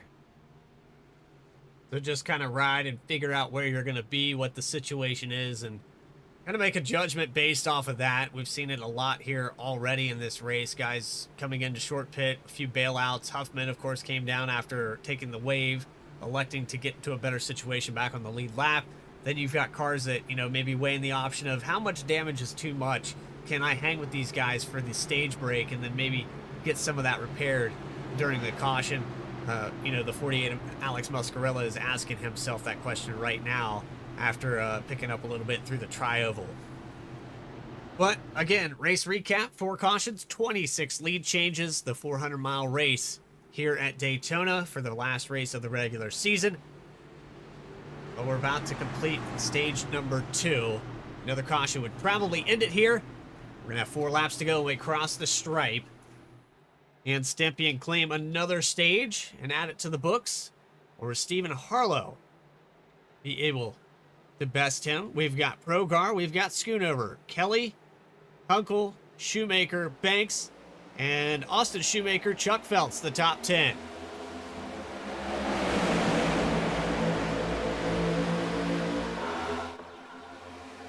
It's already getting hairy up there at the front. Yeah, it is. The 88 jumping in front of Harlow. I saw the 32 of Swavely dive to the inside. Here comes that 32 machine, looking to try and maybe snag some stage points before this one's said and over. It was 9 points back of Easley with that final spot coming into today. And right now, certainly trying to get every point he can get his hands on here before the end of the stage. Easley scored in 16th right now, so if the 32 could stay inside the top 10, right now he's 11th, would be able to close that gap just a little bit. And we were talking earlier about Jesse Whittington. He's 6 laps down. He needs a few more of these cautions. Inside line has not gotten going. And you can see here with Swavely, he's fallen back to 12th. He needs to find a new spot to be. He is progressively losing more and more ground. Yeah, the 8 of Easley, he's about 2 cars behind on the outside, so you know, it's only a matter of time unless the inside line gets it figured out that the 8 will actually get around the 32. On board here with Easley, you can see the 32 just up ahead on the left side of the mirror. Skip Easley running right where he started there in P17, although he has moved up and down throughout this field all race long. You see the inside line finally starting to get a bit of a charge here on the inside, Bradley, coming off at turn 4. They're going to be door-to-door for about 3rd on back. Coming up on that white flag, are we going to make all it? Over the place. They are all over the place, all the way through this field. A lot of turbulence, a lot of guys trying to get that extra shove just before a corner, and it's making these cars upset. 88 of Stempien stays on the point, but Schoonover making up ground. He's up to 3rd. Yeah, he's gotten up alongside of Progar. The inside line lacking a couple of cars there to get the full train of energy that the outside's got, but they are locked in nose to tail, at least down the straightaways, which is letting them gain some momentum on corner entry. You see now he's got a nose ahead of Progar, getting alongside the 33 of Harlow. Can he also get up to Stempien? He's got his nose to about the door of the 88 off of 4. Can he get the run into turn 1? Some big shove there from the 71 of Kelly. He's also getting pushed by Banks. All over the place. It is getting squirrely up inside the top 10. White flag in the air for stage number 2. Steve Stempien out of turn 2. They got one more try at it here.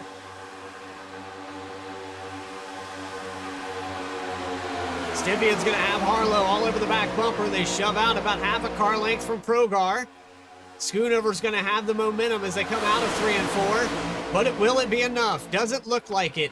And out of turns 3 and 4 for stage number 2, Steve Stempien is going to claim it.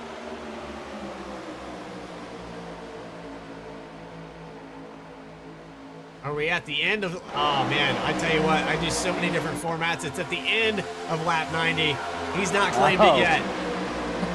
He got to do about another 2 miles to claim it. Although, yeah, some leagues do it right at the drop of the flag, others right at the end of that lap. It's everyone's got their own flavor to it. And we got one more circuit around here. Stempien going to try and lead Harlow. Going to give Schoonover one more opportunity here on the inside to try and make something happen. He's gotten to about Stephen Harlow, but I think that's about as far as he's going to get. Here comes Stempien once again. There we go. Don't make me a liar, 88. Steve Stempien claims stage number 2. Are we going to 100? I don't even know at this point. Where are we at? Where are we at right now? What are my counts? This is what happens when you put me in charge. Well, we are on lap 91. And the pre-race graphic did say lap 100, but then we were talking to, we were just talking to Harlow a moment ago, who said it was about 4 to go at the stage and they went green. So maybe they knew something we didn't, but I guess not. So maybe we continue the roll to the lap 100. That's where the confusion is. For whatever reason, was counting the wrong laps. But yeah, here we go. We're going to take the stage winner off of there. We're going to override back to green. And I hope everyone at home watching this, both live and post-race, can forgive me. This is what happens when Kenneth Bueno isn't here to correct me. Yeah, no, if I had been here maybe a couple more of these, maybe I would have realized. But with this being, just a fill-in appearance, obviously unsure myself. Just trying to fill in here for Kenneth to the best of my abilities. But for right now, that outside line, they've been settled in pretty good. Stempien, Harlow, Progar, the top 3 as they have been since the restart. Schoonover just has not had the momentum he's needed on the inside. He can get about as far up as Harlow when everyone on the inside gets lined up the right way, but they just can't seem to get that little extra push to get up and challenge for the lead. So it falls back. The 45 of James Kunkel holds on to the 4th spot. He's been right here on the edge of this, and now that we do dwindle down to single digits left in the stage, you got to wonder, is anyone behind the 33 going to decide to leave him out to dry? You've got that outside line that looks pretty hungry, a few cars deep.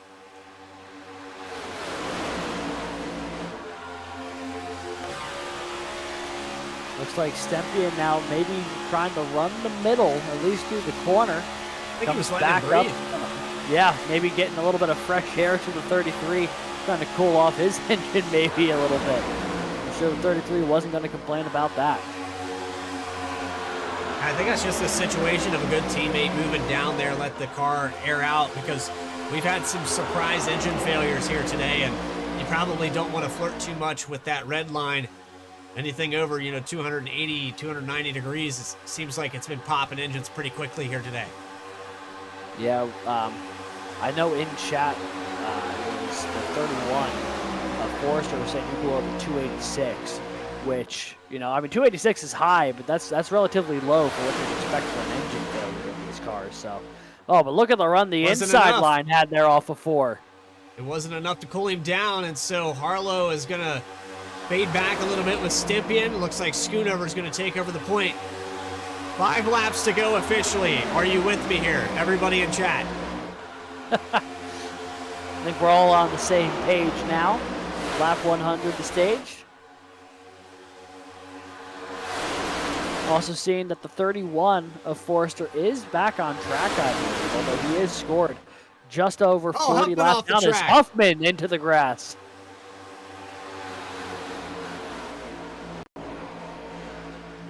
Still a lot going on the racetrack. We're going to get a quick replay of this as they come down the back stretch.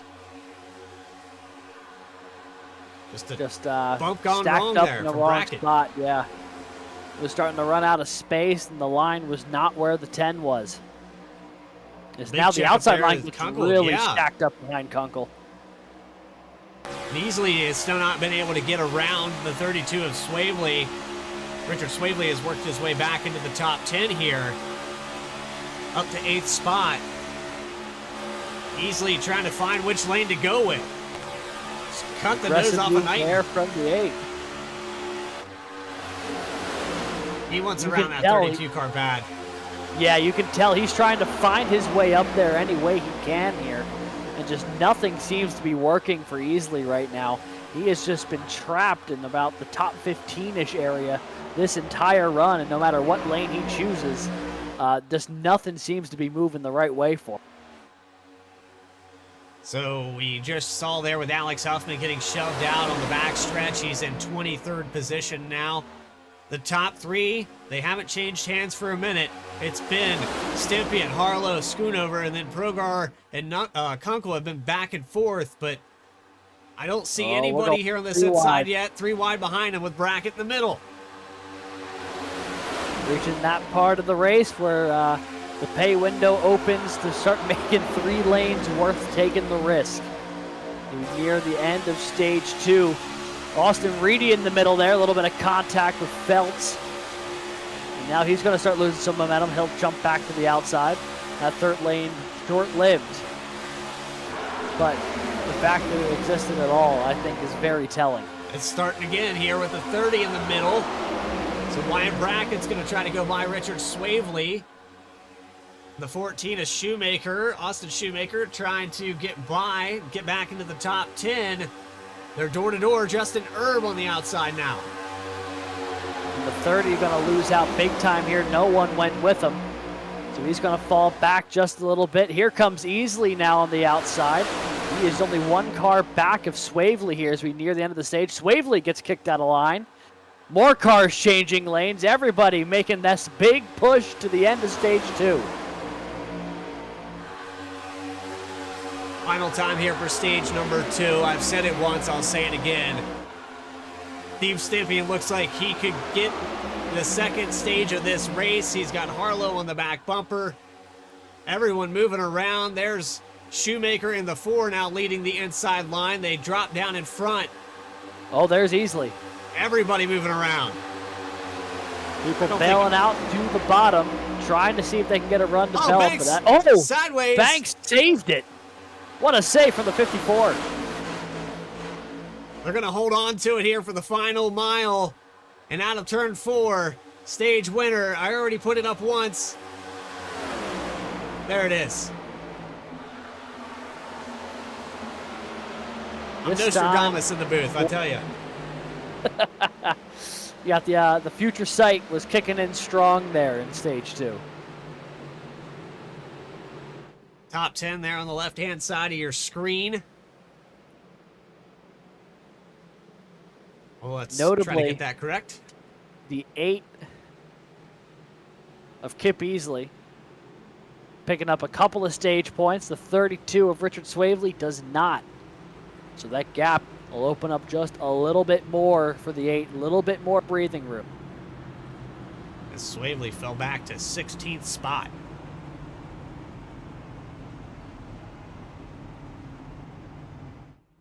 Well, you know what time it is as they wait for the pace car to come back. And they might have to come to a complete stop here before they hit pit road.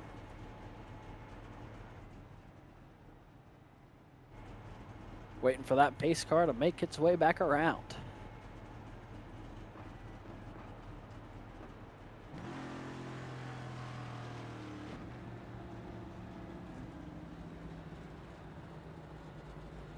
Waiting.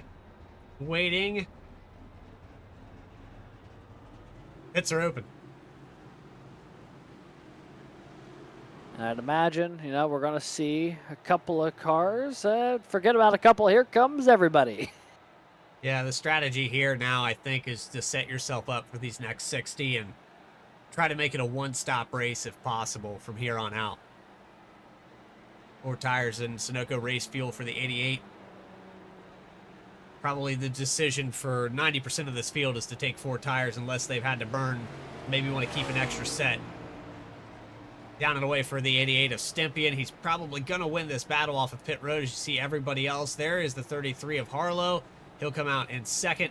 And it looks like the top three pretty much doesn't change hands. Dustin Reeves stays out on the racetrack to get a lap led.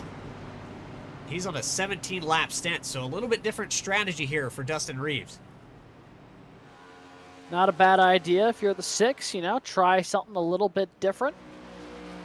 You never know how it might unfold here in these last 60 laps or so. An opportunity potentially to make something crazy happen. Just behind him, the driver that had problems earlier in this race, Colin Forrester, back out on the racetrack. He's 39 laps down, but trying to pick up some positions, mitigate the damage after that engine failure earlier in this event. They'll be looking to get one of those laps back, but unfortunately the 6 of Reeves staying out probably is going to prevent that from happening.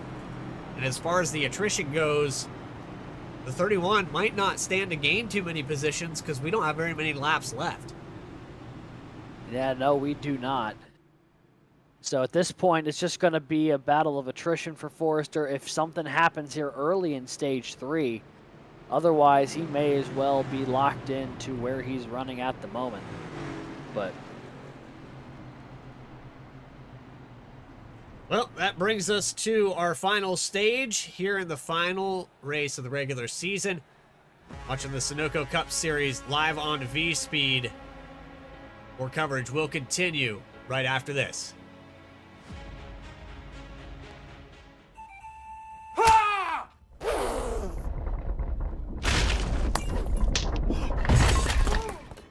What got into you?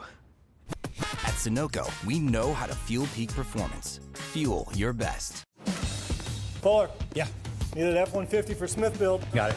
Yesterday. I know. Don't forget my BMW. Gotcha. Check this out.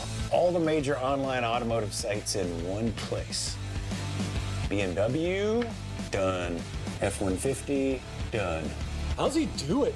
I can search nationwide, even those classified sites. Auto Tempest, all the cars, one search. That's how I do it.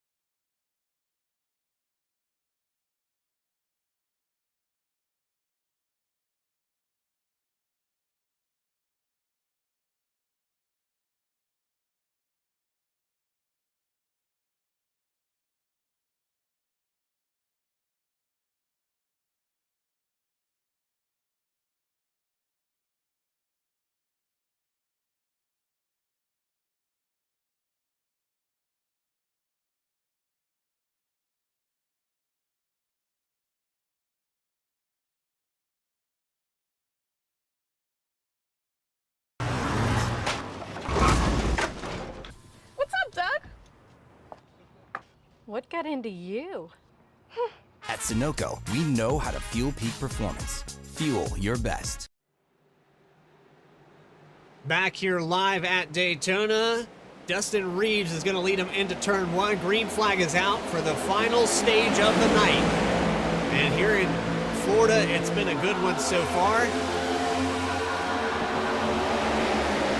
5 cautions, 29 lead changes. Austin Reedy got stage 1. Steve Stempien got stage number 2. And after tonight, good chance that the 88 car could end up your points leader going into the postseason. yeah, he has looked really strong so far tonight. Look at how disjointed the pack is here off the restart. That's the most spread out I think we've seen the field all night long. Things stratified all over the place. On board here with Kip Easley, running in P9. This is about a... Oh! Track, sixth Reeves. Oh, and they're collecting the field. Oh, the 33's in it. Harlow around. So is Kunkel.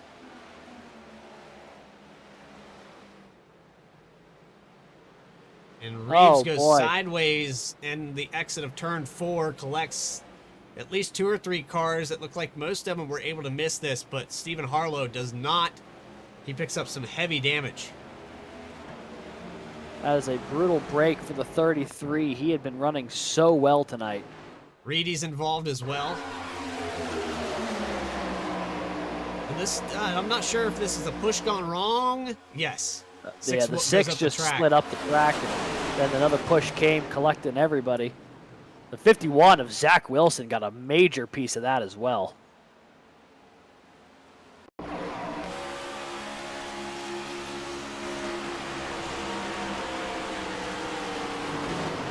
Bam, right into the back of the 33. 96 also around, a couple of cars going way low to get out of there, one of notably being the 32. So he will fight on another day. On board here with the 14 Shoemaker. Gonna slide on by the inside. Big break there for the 14. It puts a lot of these guys that have already been kind of clawing their way back into the scenario. We talked about the 45 getting his way back up there, and then you had Brandon Banks who got back on the lead lap. Alex Huffman, who just got out of a situation. Swavely, who needs stage points, didn't get him here today. There's a few guys that are just behind the 8 ball, and every time they start to make any progress, something happens in front of them. Yeah, it really does feel like that's the case, and you know, we see the 6 still on track there after all that. Dustin Reeves still marked in the 5th position, but just went for a wild ride there a moment ago, as did a lot of the field. Really puts everyone, it puts the entire field on notice here. When you start the final stage with a wreck of that size, it really does give the indication of, all right, you know, this is obviously the time when you want to be more aggressive. You want to start making your way to the front, but there is still a lot of time left for things to go very wrong. We've got Dustin Reeves up here in the broadcast booth. You got a copy? Yeah, hey, how's it going? Well, Dustin, up towards the front there, you thought maybe that was the best place to be. We've had a little bit of carnage, but it looked like through 3 and 4, car maybe gets a little tight. And from what your perspective, what happened there? Yeah, he was all over my bumper. I got a little bit of damage, but I feel like I can keep up. I don't know. I just got a shot going in, and you know, just got carried away back there with pushing in the corner, I think. So it is what it is, but trying a different little fuel strategy here. Got to try something. So yeah, you're on a much different stint here. You're 21 laps in, but you probably could split this run and make it to the end of the race. I'm not sure what you guys are doing exactly number-wise on fuel. yeah, we can make it about 40 to 44 laps. So I pitted there at 85 thinking one more stop the rest of the way, and just sticking to it, see what I can do. Trying to keep that 6 car up there on the podium, maybe get to victory lane here today. Dustin, while we have you up here, anybody you'd like to shout out? Yeah, I got to thank all my guys, PWR, and just everybody for tuning in out there. So I do appreciate it. Maybe we can pull Harrison Burton out of our hat here. Dustin Reeves, part of the Prestige Worldwide group, going to try to go be victorious here at Daytona as we get doubled back up. Thank you, guys. So, Alex, your first time looking in, I know this is a racetrack that kind of, you know, it's a wild card, and we've seen different names all the way through this field, but if there's one car that stands out right now for this final stage, who would you pick to win? I think the car that has been the best tonight has probably been the 88, but the car that intrigues me the most is the guy to his outside right now, and that 7 machine of Chris Progar. I feel like we've not yet been able to see what he's truly got under the hood of that number 7 machine, because he spent so much of this night running back and forth through the field, and then when he gets up front, he has been really patient, running 2nd or 3rd, pushing whoever it is at the front. But I think he has got the speed when it comes down to the end of this thing to make a move for the win if he is still in contention for it, because he has been able to work through the field with relative ease whenever he's needed to. The only problem is he's had to do it a lot. You got a few guys in the chat right now saying they'll be back up front soon enough. And like you said with Chris Progar, oh, that's a promise. That's a promise, I said. Okay, there you go. Huffy, we'll see you here in a little bit. That's okay. I mean, more power to him. I want to see it. I want to see the 3-4 wide. That we have kind of lacked that here today, but we're definitely going to get a piece of it here with the last probably 20 laps in this thing.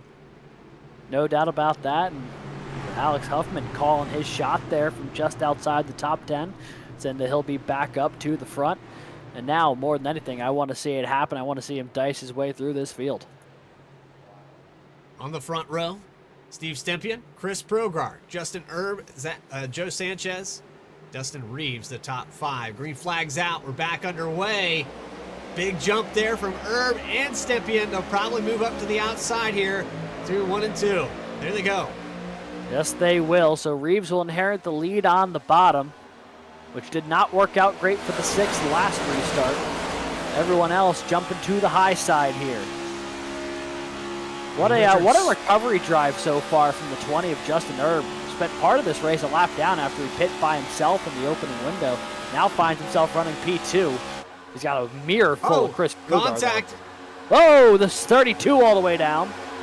He's on the track though. More contact throughout the field. When Tanner Huffman came down, I think he got in contact with Aaron Adcock down the backstretch. Will stay 3 wide here through 3 and 4. There's the opportunity to maybe hit the replay button. More 3 wide with Adcock. Looks like the 8 of Easley, the 6 of Reeves falling through this field. He's down on the apron. Yeah, he was thinking he was going to have the pace to keep up with folks in the draft. I guess that may not have been the case. It seemed like he was really having some issues there. Going back all the way to the restart here. Watch the 10 of Huffman. He said he was going to get back to the front.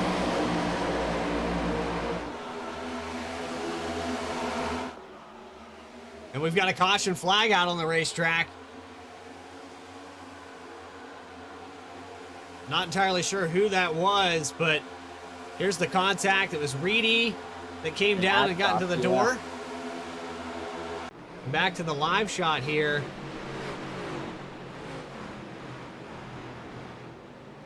Looks like Aaron Adcock was on the receiving end of this one, so we'll back it up here. The VSPEED instant replay. And this was just about when we had cut away to see the replay, as the Reeves machine was dropping to the tail end of the field. The 17 got into it with the 14 of Shoemaker, and around they go. Boy, we missed that by maybe a millisecond, Bradley, the moment we cut to the plays when he went around. Yeah, that's one of those things where you don't always know where it's going to happen, but it was already kind of formulated on the backstretch where these guys were grouped up, and this was on board with Shane Wyatt. He was able to dodge that 14, going for one heck of a ride down the grass. It's right on board with him.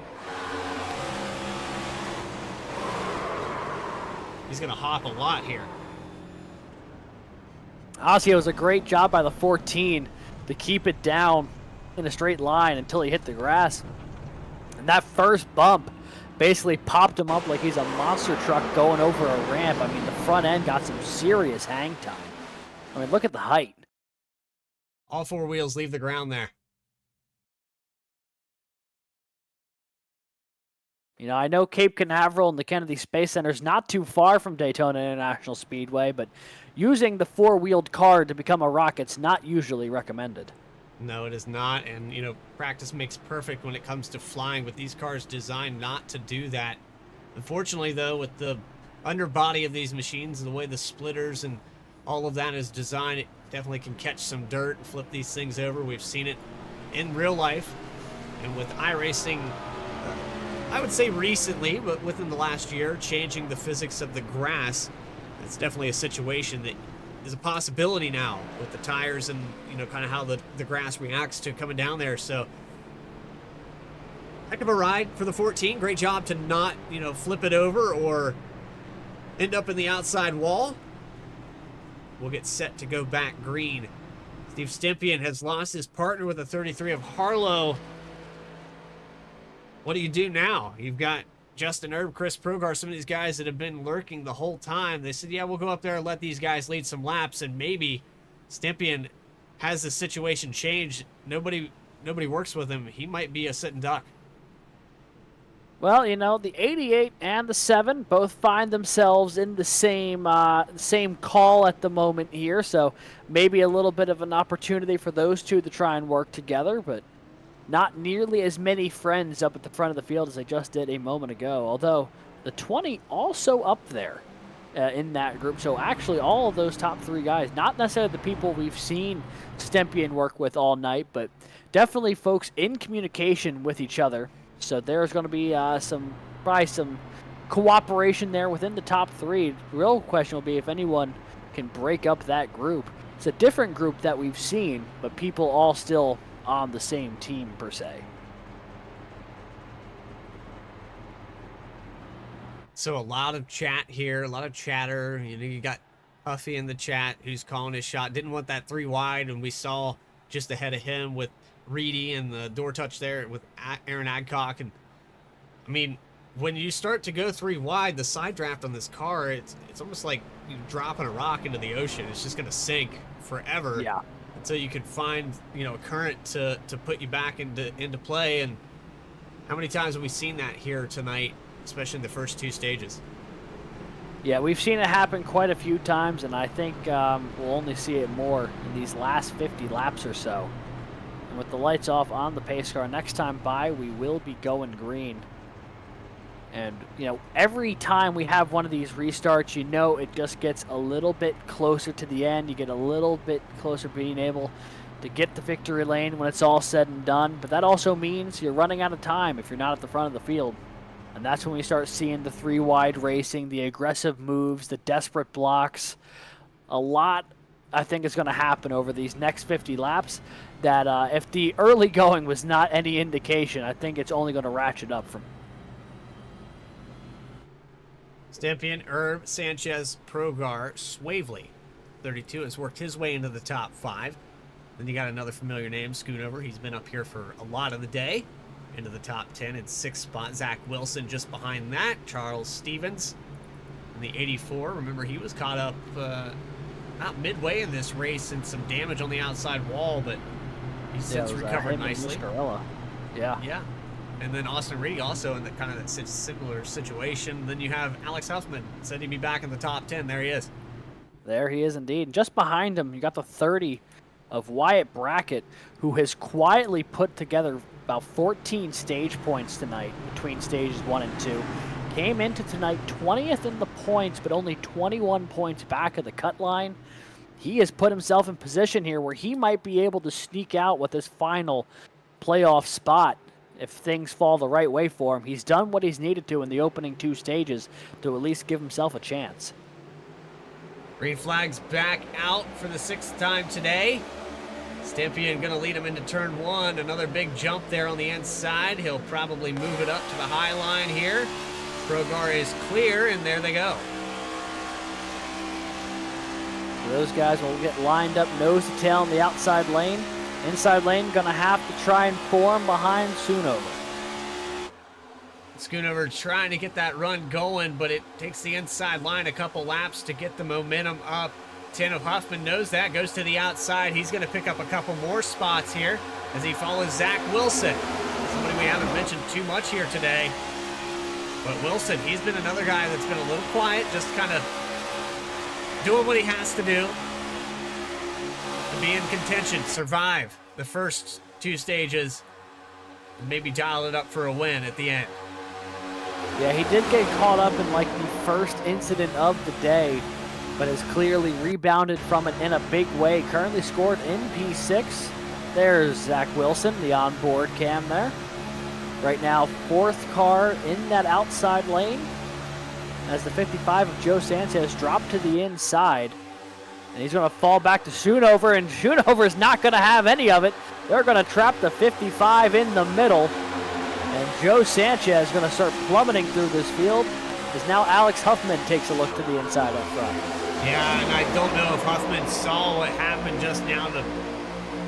The 55 of Sanchez, he lost about 7 or 8 positions. He's still kind of on the verge of losing more, but Chuck Phelps cuts him a break. He allows the 10 down in front. Here they go pushing. Reedy going to try to decide if he wants the inside or outside. He'll choose the bottom through 1 and 2. Yeah, so Huffman leads this inside line, currently battling with the 71 of Curtis Kelly for around 7th. Everyone in front of them running that outside line, all trailing the 88 of Steven Stempian, who's looking to get his 3rd win in a row if he can close this one out. He also won Daytona earlier this year, things trending in the right direction for the 88, but a lot of hungry drivers behind him who are all trying to lock themselves into the Sunoco Cup Series playoffs. They've only got about 45 laps left to do it. Stempian looking king and back to the dominant fashion that he had at Darlington. Did a phenomenal race at Dover. Had an injury earlier this season. We've kind of touched upon that several times throughout the course. But was still able to put it on the pole at Bristol. Unfortunately, not able to complete that race. He still showed speed, even racing with his left foot. So, guys built just a little bit different, showing it here with Progar, pushing him 6 car lengths deep. Have to go all the way back to the 51 of Wilson to see side by side. Although you're starting to see that inside line, even though there isn't a ton of them, they are starting to make some progress. Huffman now battling up to 5th. He was battling for 7th a couple laps ago. Now here comes the 32. 32 in a fierce points battle for that final spot. A win could lock him in. So no wonder he's going to drop in front of the 10 here and try and make that exact thing happen. But going around the outside was the 30 and then some. The inside lane did not get a good exit off of turn 2. So Wyatt Brackett kind of showing that he might be the favorite to sneak away and get into this final 16. The guy that was last on our points graphic, we talked about pre-race. A lot to unpack, but we'll put it up on the screen here just momentarily. Right there you can see the 21-point gap that Wyatt Brackett needs to overcome. You said he got 14 there with stage points. A win would pretty much lock it in. He's got Justin Winters, Garrett Brown, Richard Swavely. Of course, Swavely there on the inside right now. The situation is perilous. I mean, you can't do anything about it. Guy's going to run to your inside. He's going to try to pass you or maybe gets ahead of you, but the 30 has done what he needed to do with the stages. Now he needs to go up there and finish on the podium. Yeah, you know, he got 14 stage points today. No one else in that playoff bubble got more than 2. So he did exactly what he needed to through the opening 2 stages to at least give himself a fighting chance. You see a big move there from the 84 of Stevens dropping to the inside line. But yeah, the 30 doing what he needed to at least give himself a fighting chance, and now running inside the top 10 as we're nearing the end of this one. So is, though, the 32 of Swavely. The 8 of Easley has fallen back to outside the top 20. The 8 machine stuck in a little bit of traffic right now. Easley was towards the top 10 earlier in this race, but since then has gotten kind of stagnant and quiet. Another driver that I need to mention, he's now 4 laps down. He's trying to work his way back onto this lead lap, but he's not pushing the issue. He just wants to avoid the wrecks. So you see in this cushion that he has in front of him, he's hoping that just, 4 more cautions come out, he can avoid them, get back on the lead lap. He's got the car, he knows he has the speed at this point. But to come back from 7, I believe at one point, 7 laps down, totally possible. We've seen it done. Yeah, it's not impossible. It's just easier said than done, especially at a track the size of Daytona. On board there with Jesse Whittington, who's at the tail end of the field here, just trying to wait this out and hope something falls his way. Daytona might get the camera on there for him. And last week he had the throwback, the Papyrus NASCAR racing t-shirt on. This week, just a little bit quieter, more of a conservative white stripes and blue t-shirt, but quiet race for him, and unfortunately it's kind of started that way. Got put into a bad spot from the beginning. Here's side by side. Swavely now starting to surge. Huffman gives him a push to the top 5. Yeah, that inside line has been able to stay with them to a degree, but has not had the momentum to get up to the front. That outside group of Stempian, Progar, and Erb just too strong there. You see Austin Reedy dive into the middle, trying to make something happen there. Does anybody go with him? Nope. Does not look like it. So he had a run, gained about 4 spots, and I think he's going to lose at least double that here if no one jumps into the middle He's with got him. a teammate letting him in. That is rather nice of the 31 there to give him a hand. Forrester gives Reedy a place to land.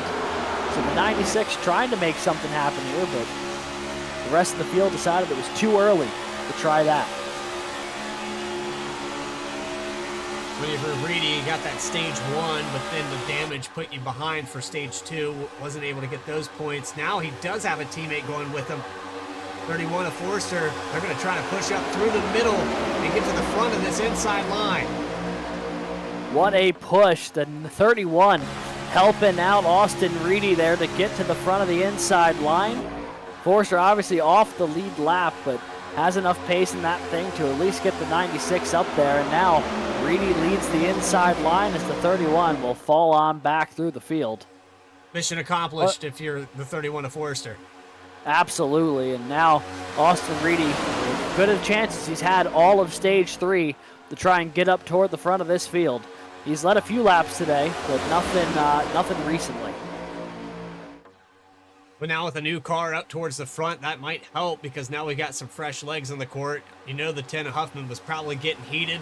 And now with the 32 able to push, that'll inch them a little bit closer. Here they go to the inside of Justin Erb. That's the 3rd place car. The inside of Progar, the 2nd place car. Now to the inside of the 88. That's your leader.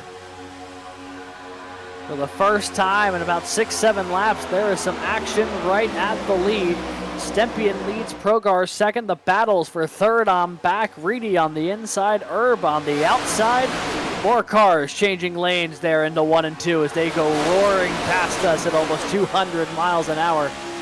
The intensity starting to ratchet up here just a little bit more. Laps ticking away. And this inside lane starting to get a little bit scattered, but trying to maybe pull a little bit of a side draft there. Is everything getting out of sorts back there? Someone's around. That's the 8 of Easley. Oh, and the 94. Catches the 94. Does it look like the caution's going to come out? Yeah, 2 cars around. Neither ended up in the racing lane, and with no more traffic coming, I think we'll stay green. Devastating moment there for Kip Easley. It just, look at how bad it's stacked up. Yeah. He just clips the 94. Kip Easley came into tonight 9 points above the cut line, had tacked on a couple of stage points to try and give him a bit of a cushion. But with that not ending up being a caution, that might be his playoff hopes slipping away. Not out of it yet. There's still plenty of racing left to be done. We have over 30 laps to go, but Steve Stempien has led 54 out of the 160 that we have yet to complete. Some movement going on back here. Reedy looked like briefly 3 wide there for a moment. To the inside of Alex Muscarella in the 8th position. We saw those checkups there a moment ago. 14 down the car. Austin Shoemaker out of the groove, and he's going to lose the draft. Back-to-back laps now where someone has been shuffled out. This time it's the 14.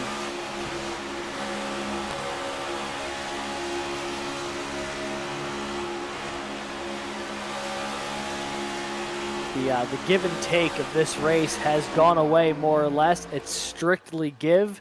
There's strictly take, not a whole lot of give at this point. Analogies, not my strong suit this evening, I believe. Well, in the 3rd gear here, I'm not sure if there was a technical issue there with the 14. He dropped off. He didn't get hit, so I don't know exactly what happened. Kind of had the symptoms of power loss, but without the engine, I mean, he's good to go. I don't know if he had maybe pedals disconnect or maybe the screen goes blank for him. A weird spot there for Shoemaker. Yeah, it could be any number of things. All that we know for sure is that it's taken him out of this lead pack. And he's actually grouped up with the 4 there. Chris Shoemaker. So they're tagged up behind the lead pack. But they are well away from that lead group. See the 4 and the 14 there. Little two-car tandem down the front straightaway as the rest of the field is going down the back straightaway. I'm yet to see anybody on this inside line make another challenge. Not a lot of attempts here, but you have to know that guys like Zach Wilson, Chris Brogar, I mean, absolutely need to go up here and get a win if you're the 7. And I'd like to think that out of turn 4, if he's in the similar situation he's in right now, would dive to the inside to try to get around that 88. You'd certainly think so, as he's just absolutely shoving Stempien into the corner there. The 7 has been one of the better pushers all day long. You see him lined up there behind the 88, gets right into the back bumper again, coming off of turn 2, and just glues himself to him. Obviously, really impressive chemistry right now between the 88 and the 7. It's part of the reason this outside line has been so dominant on this run, is the teamwork between the 88 and the 7. Just being dialed in every opportunity they have. With Stempien leading a lot of these laps, he's now 27 laps into this stint, and we'll have just over 30 to go. We're starting to get into that warning area that we talked to Reeves about, that 45-50 lap mark on fuel.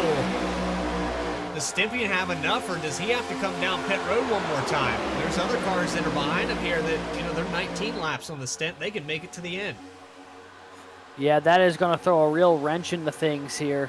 If you are Steven Stempien, though, I got to imagine you almost have to be gambling on the fact that there will be another caution before this one's said and done, just with the way this race has gone. So I don't think he's too keen on giving up the lead just yet, especially when the 96 of Austin Reedy starts mounting a charge to the inside. It's the closest they've been in a few laps, getting as far up as the 20 of Justin Erb. Now settling in, battling for 4th with Zach Wilson. This inside line probably needs one more car to drop down while they're making that surge. To get up there to about 2nd or 3rd place, and if the 20 of Erb would drop down and decide, hey, it's time to go, they probably would be able to prevail, but it looks like Swavely just gets a little bit too hot before they can make that pass for the lead. Yeah, honestly, I've been surprised that the 51 hasn't tried it. Maybe just because he's settling in there in P4. But, the top 3 cars all running kind of in tandem here. The first guy not on that team, not in that program, is the 51, is Zach Wilson. So, seeing maybe if he would be the one to try and make the drop with Reedy. Oh, Reedy just blinked big time in front of that lead group. That's been a known issue here with Austin Reedy always on travel mode. He's had a different internet connection for 90% of this season. Every time he comes out here, nothing's been consistent. He even travels with this rig. He's always in a hotel room, so he never knows what kind of connection he's going to get. It's held up pretty well so far. Dive to the inside there, but James Kunkel found a hole between Huffman and looked like Chuck Phelps in the 75, so he's going to try the inside line. That he is going to give them an extra car for the line there, try and help get them a little bit more momentum. The outside continuing to be the stronger lane here as everyone now dives to the inside up front. The leaders all dropping to the inside. Are they changing lanes because they think that's where the run's coming, or are they dropping down because they have to hit pit road? I'm thinking pit road here. I think Stempien called it out on the racetrack, and they're about to hit pit road. Zach Wilson and Austin Reedy have gone to the high side. The 88, the 7, and the 20 all down low. The 51 starting to get a little stacked up on that outside lane. No one coming down pit road this time, though, and now Huffman gets to the back bumper of Swavely to try and start a 2-car tandem on the outside. A big shuffle there inside the top 10. That's strange to see. Now the outside is falling out. Seems to be whatever train Steven Stempien is conducting gets to surge ahead. Another move to the middle, and now down to the bottom for Reedy. Wilson gets pinned up on the outside. Looks like he's going to lose some ground. And Swavely door to door with fifth position rather, of Chuck Feltz. Doesn't look like the outside has the momentum, only 3 cars deep. Yeah, and they're going to have a couple of cars be able to get up to him here shortly, potentially with Reedy and a couple more. But right now, the 32 is Swavely just going to try and lead this outside and hope something breaks his way. But right now, they do not have the momentum that they need. That inside line about twice as deep as the outside.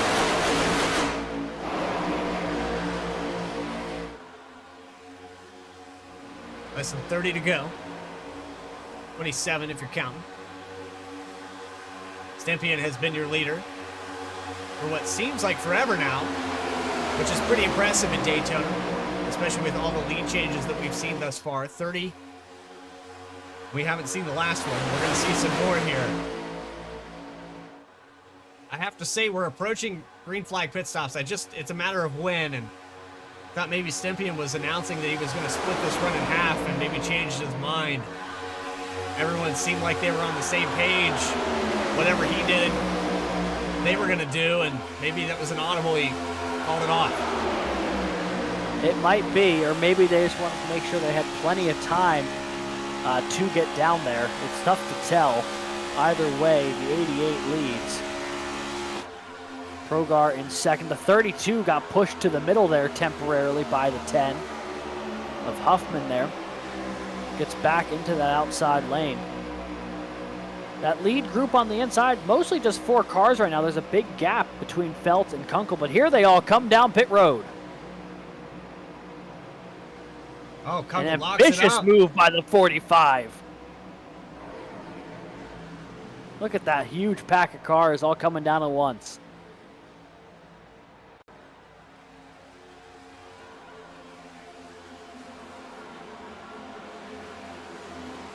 .45 drove it in way deep.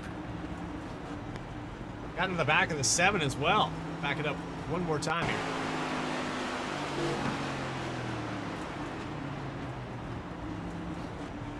No penalty though. Everyone down and away. 45 actually wins the battle off of pit road. Wow, flying there is the 45 of James Kunkel. Ambitious move or what to try and make something happen here at Daytona. Meanwhile, back up front, the 2 cars running first and second right now, battling for that final playoff spot. It's Swavely up high, it's Brackett down low. Both of these drivers on the outside looking in, coming into today, but with easily being down in 25th right now, this could be a major opportunity for them both. Ryan Brackett has a teammate there on the inside, so that puts him in a little bit better situation.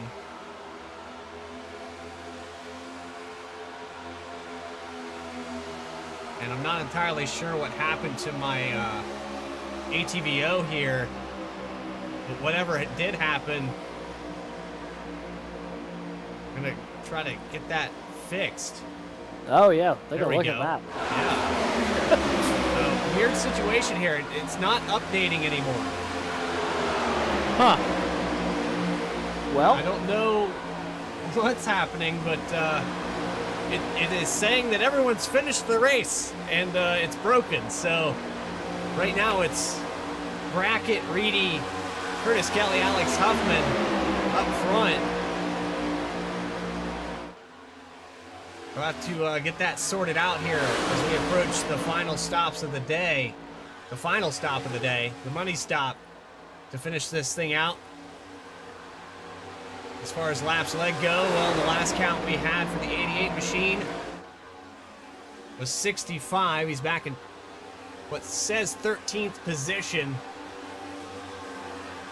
But we'll which take sounds about right, yeah. just no updates here on the telemetry. We still have speed, but we don't have distance. So I'm not entirely sure what happened, but yeah, as far as distance goes, things a little bit broken. We'll try to get that sorted out here, and hopefully, maybe if we hit a replay button, I don't know how to fix this without tearing it down entirely and starting over. Well, as this is going on, Wyatt Brackett continues to lead at the front of the field. Our leaders have yet to come down pit road. Them, Reedy, Kelly, Huffman, Garrett Brown, your top 5 as they run right now. Those cars still not coming down pit road just yet. They will have to do so soon, though, I'd imagine.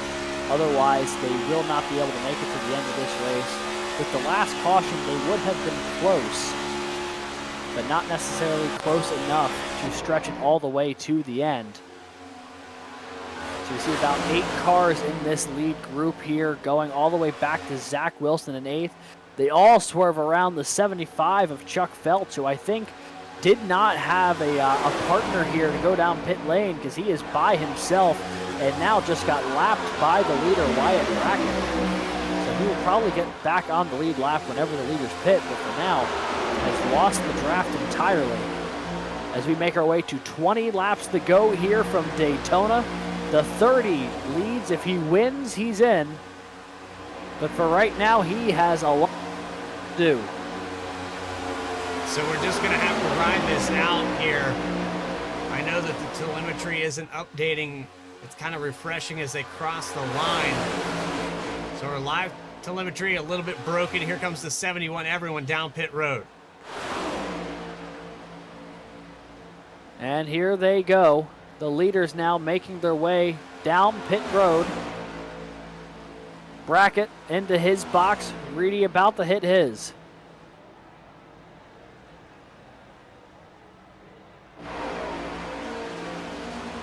Still out there on the racetrack. The 10 of Alex Huffman, the 32 of Richard Swavely, Zach Wilson. All still out here for one more lap.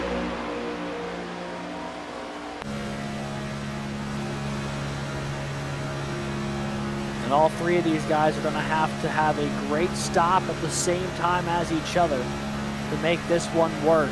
With only 3 cars in the draft, they'll have to be on the same page. They'll give it another lap here, making our way on to lap 143 out of 160. Green flag pit stops nearly complete. The question will be, though, where did Reedy shake out relative to the 88 Estempian? Well, right now he's got his teammate of Colin Forrester, who's being scored 35 laps down right behind him here. He's catching up to the back end of Wyatt Brackett. Brackett pitted just a little bit ago. He's in 9th. So things a little bit confusing for me session-wise as it refreshes here finally to Wyatt Brackett in front of Austin Reedy, 12th and 13th position as they cross the stripe. Yeah, timing and scoring chose a great time to affectionately give up on what was happening. We'll bring you the rest of this race to the best of our abilities here from where people are running out on track. Huffman still leads right now. This is the 30 and the 96 on track just outside the top 10. They do not have the momentum that they'll need probably to get up to Stempian and Muscarella and Urban them. But right now, this is where they find themselves out on track as we are closing in on 15 laps to go in just a moment.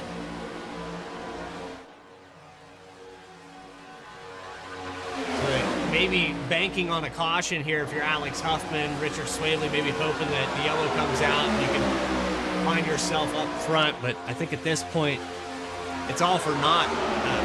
Everybody behind you has already pitted and taken fuel. Now you're just kind of making your bet and laying in it. I don't think you're really pulling away. 88 is Stimpy and the 45 of Kunkel are definitely catching up to this. The last time we had telemetry, it was 32.2 seconds. But as they cross the stripe here, and it will refresh here momentarily, we're probably going to see that number drop down a little bit. Yeah, just a hair there. The 45's move getting onto pit lane, aggressive as he was, has enabled him to get that stop, to get the lead here, and then if the 10, 32, and 51 have to come down pit road, the 45 is your provisional leader right now. So some great moves there from the 45 of James Kunkel to take the provisional leader, at least the lead of this group, ahead of Stempian, Muscarella, Herb, and Progar, but not 8 and 9 car grouping here. They're all trying. Looks like Swavely actually may have just come down pit road. Either that or ATVO just decided to announce that he was 13 seconds behind. Yeah, all 3 of them actually, I think, just came down pit road.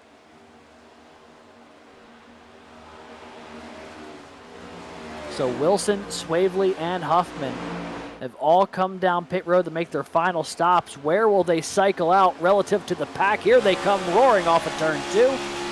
They'll get on track, but get absolutely blown by Kunkel, Stempien, and the rest of them. And their hope will be to tail on to the end of that draft. So now, new leader here, the 45 of James Kunkel, coming to 15 laps to go right now. The 45 started back in 25th place here today, has worked his way up to the front, but he is not done yet. There's a lot of cars still right in this little group who all want to have a crack at this win. So it updates here as they cross the stripe, and I would have to say that maybe it has something to do with iRacing, because I occasionally get the glimpse of Barney the Flagman waving the white flag or the checkered flag as they cross the stripe. I'll let you be the judge at home. We haven't had an issue with their overlays like this before, so we'll ride this out around the racetrack on board with James Kunkel, and you tell me what Barney the Flagman's doing here on this tryover. Fun little game of I Spy at about 195 miles an hour. Maybe I'm crazy. Nope. I'm seeing things. I really don't know. Maybe I broke the telemetry clicking too many replays. It's entirely a possibility, but at least for now, we can keep an eye on the fact that the racing's still going, the session's still up, so at least that way we will still have a race to the end to determine who will win this race at Daytona and who will advance to the playoffs here of the Sunoco Cup Series. Huffman and Wilson, they got shuffled out a bit out of line, coming out a bit too late on pit road. They're about to get caught here by the second group of cars led by the 30 of Wyatt Brackett. And it'll be about 8th on back versus the front 7. Kunkel still leaves. Stempien, Muscarella, Erb, Progar, Adcock, Sanchez, and Knighton. The 8 cars in this lead pack as the laps continue to tick away here from Daytona. 12 to go as they cross that stripe. Huffman and Wilson going to get caught here by that second tandem of cars. They're arriving now. What decision do they make? Do they stay to the low side? They will. It's going to allow Brackett to go by on the outside. It'll also allow the 10 and the 51 to kind of integrate with this pack here more than likely, unless everyone sticks to the high side. Seems like that may be the case, unless there's a couple cars in the back that trail off. But you see the gap's about 5 seconds between the 30 of Wyatt Brackett and then the lead pack there ending with Knighton. So unless there's a caution, unlikely that they catch up to this lead pack. And now the lead pack starting to fan out a little bit as they get around the 9. And now they all single file in once again. Everyone keeping their cards close to their chest until it comes down to the final couple of laps.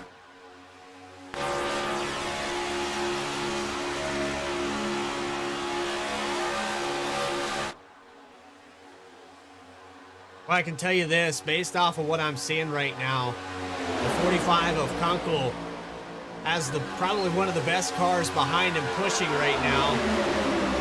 And Stempien already said that he would be more than willing to push somebody to the win, but you got to ask, is the 45 in that list of guys?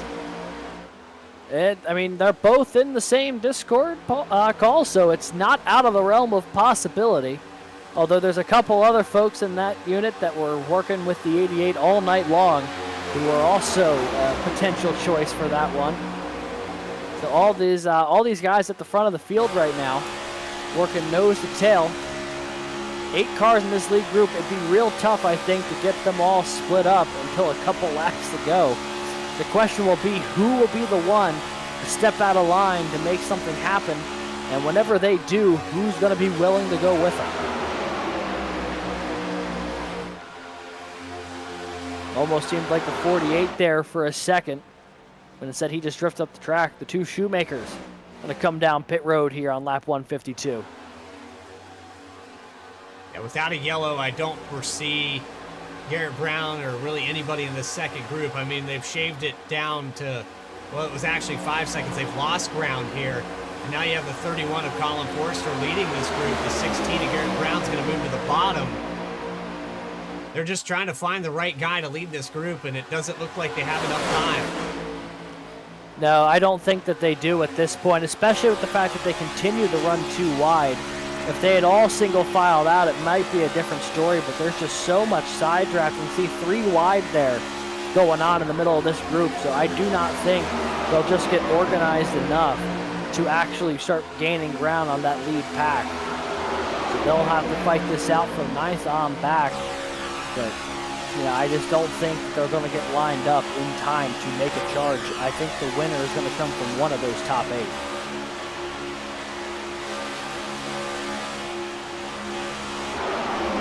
Stephen Harlow saying we need to get going here as they tick away another one.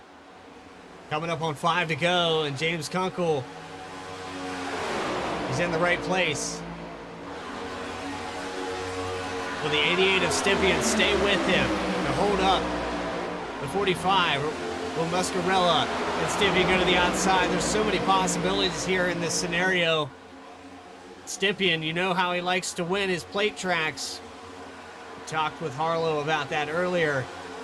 They're starting to fan around, guys kind of testing the waters, checking the reflexes of the 45 and the 88. James Kunkel does not have a win yet this year, but forget the win, does not have a top 10 finish yet this season. What it would be to win this year at Daytona in the cutoff race to make the postseason if you were the 45. Certainly a lot in the mind of the 45 right now. Obviously nothing focused on the playoffs, only focused on what's in front of them and what's in that mirror, seeing this train of now 10 cars, 8 on the lead lap, all battling it out for what could be the win here at Daytona. Next time by, it's going to be 5 laps to go. Kunkel leads over Stempien, Muscarella, Urban, Progar, Adcock, Sanchez, and Knighton, the other cars in that group. Right on board with Aaron Adcock. He's 6th in this line, and of all the cars that, would venture out, I think this might be the guy. You can see he's breathing a little bit here as we take 5 to go. He might be setting up here for a big run. We'll have to wait and see, but I think the 17 might be scheming here for that final lap. Yeah, now the 75 is outside of the 9. Neither of those cars are on the lead lap, but that might provide a little bit of help if someone goes up to the high side. Looks like someone's going to try it there. I think it's the 55 of Sanchez going to try the high side there. Adcock going to slide on past him, though. No one went with him. They'll have some help with the 75 of Feltz. But now, this group now going to splinter out into a little too wide action. Going to pull them even further away from this lead pack, as now there's only 5 in the lead group with 4 to go. So the 17 of Adcock maybe measured that up and thought, hey, there's a guy willing to start making moves here. Let's get a big surge of speed and chase these guys down. Here they come. What a run. Gets right up to the back bumper of Progar. Lap traffic in the way there, and he wasn't able to make the move. But it might have helped him close up that gap, because they were almost in danger of losing the draft to that top 5 there a moment ago. Now the 17 going to look to the inside of Progar. 2 lines beginning to form here at the front of the field as we make our way to 3 laps to go. I think the run ended there with the 4 of Shoemaker, the 14 down there, Austin. I have to say that Chris and Austin kind of broke that run up. There was a lot of momentum for Adcock and the 55 of Sanchez. They probably could have got to the front. Now they're going to have to try to form that back up, and 2 laps, 2.5 as they come down the backstretch. 45 of James Kunkel has Steve Stempien get him a shove into 3 and 4 and continue to hold on to this point. We haven't seen anyone behind Stippian step out just yet. But here we go, 2 laps left. The 45 a little loose off of turn 4. The 88 with a big shove. 2 laps to go. Progar now getting caught in the middle temporarily. Slides back in front of Knight. Adcock fills the gap between the 7 and the 20.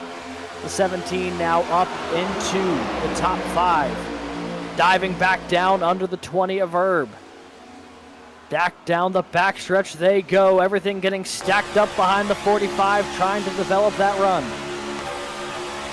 I just don't see, there's not enough cars glued on top of each other. He's going to have somebody else Stippian drop makes down. the move. There it is. Everyone leaves the 45 out to dry. Oh boy, the 45 of Kunkel just got hung out to dry there in 3. No one went with him. And now, as the white flag's in the air, it's Steve Stempien back to the point.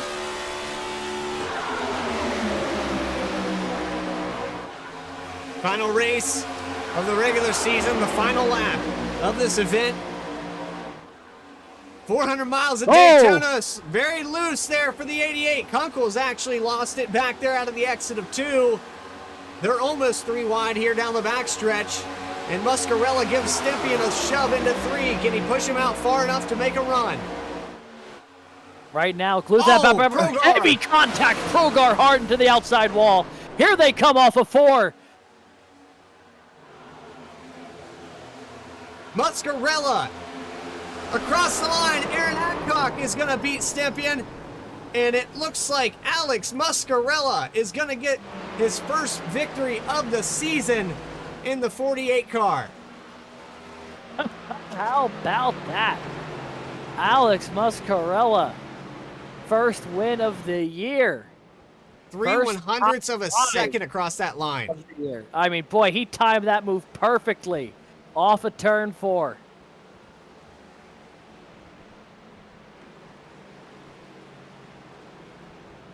Unreal. There's a lot to digest in that last lap there, Bradley.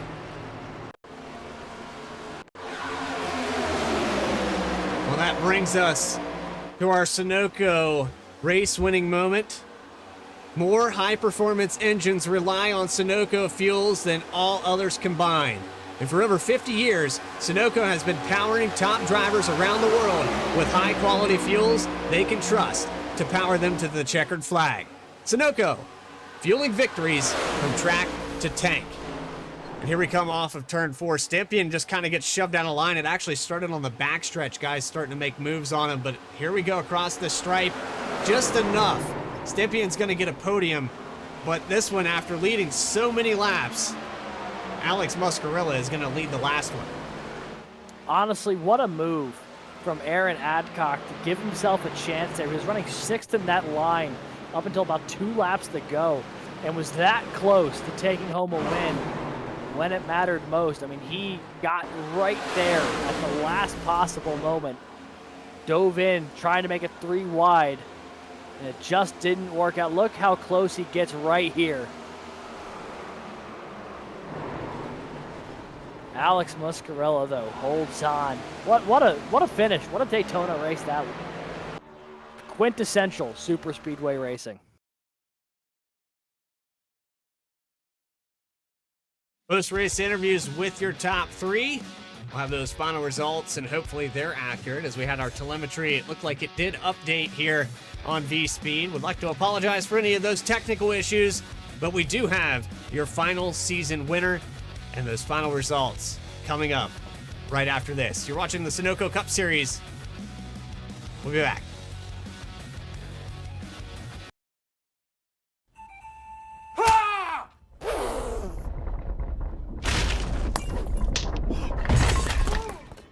What got into you? At Sunoco, we know how to fuel peak performance. Fuel your best. Fuller. Yeah. Needed F-150 for Smith build. Got it. Yesterday. I know. Don't forget my BMW. Gotcha. Check this out. All the major online automotive sites in one place. BMW, done. F-150, done. How's he do it? I can search nationwide, Even those classified sites. Auto Tempest, all the cars, one search. That's how I do it.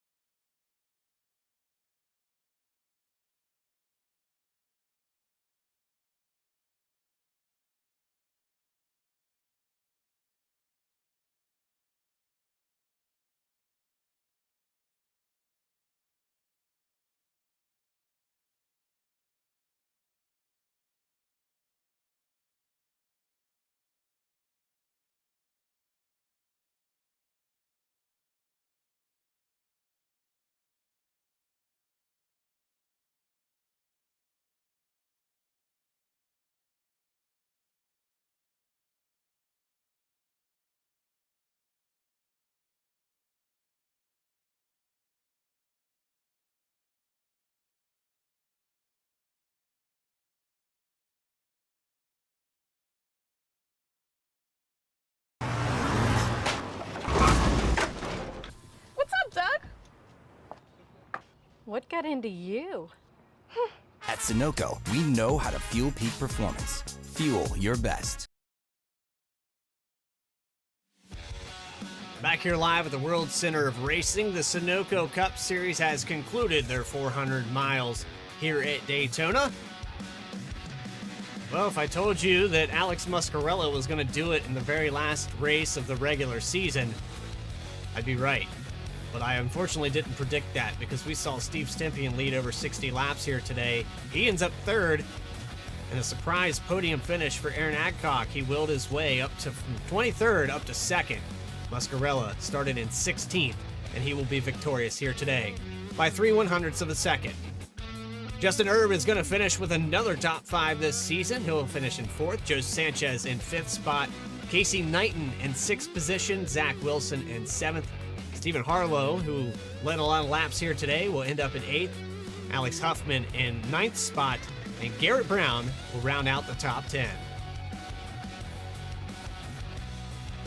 Looking back in the 11th place there, Wyatt Brackett put together a lot of stage points, but was it enough to get to that final playoff spot? Only time will tell whenever the math is done. Brandon Banks recovered from an early lap down to finish 12th here today. 71 of Curtis Kelly finishes 13th, Swavely in 14th, and the 84 of Charles Stevens is 15th. Pole sitter Shane Wyatt brings it home 16th tonight. Austin Reedy 17th, Chris Progar in the 18th position. James Kunkel was so close to winning this thing, led with 2 laps to go, but spun off the final corner, will finish 1 lap down in 19th. And rounding out the top 20, it's the 6 of Dustin Reeves. And 2 of those cars there in 18th and 19th were both on the lead lap in that lead pack. Progar getting the contact out of turn 4 sent him into the outside wall, and he as well was not able to finish this race here today. 21st spot goes to Bill Schoonover, another car that was up towards the front a lot today. Didn't get the finish that he felt he deserved. Chris Shoemaker going to finish 22nd with Austin Shoemaker in 23rd. Kip Easley 24th. Chuck Phelps 25th with Jesse Whittington. Never could recover from being laps down and getting that damage. 26th here today. 27th, Colin Forrester. 28th, Dakota Curtis started in 5th, fell out of the top 10, had some damage, got caught up in a mid-race caution. 29th, Justin Hendry also in that, and Justin Winters will round out your 30-car field here today. 36 lead changes with 7 cautions, and that brings us down to victory lane where we have caught up with Alex Muscarella in the number 48 machine. Alex, I have to say, man, you finally put it in victory lane. I know that this was a long time coming, but you were up towards the front. The first time we were here at Daytona, you had a connection issue, ended up down the infield grass on the backstretch. You were up front at Talladega. More of the same technical issues that just put you in a bad spot. Here tonight, it all came together. Yeah, man, it's been so long. There's been so many races I've lost to just bad luck from between the last time I won and this. It's great. I'm gonna be honest. Sorry. All right, man. I mean, the excitement's there. We can feel it.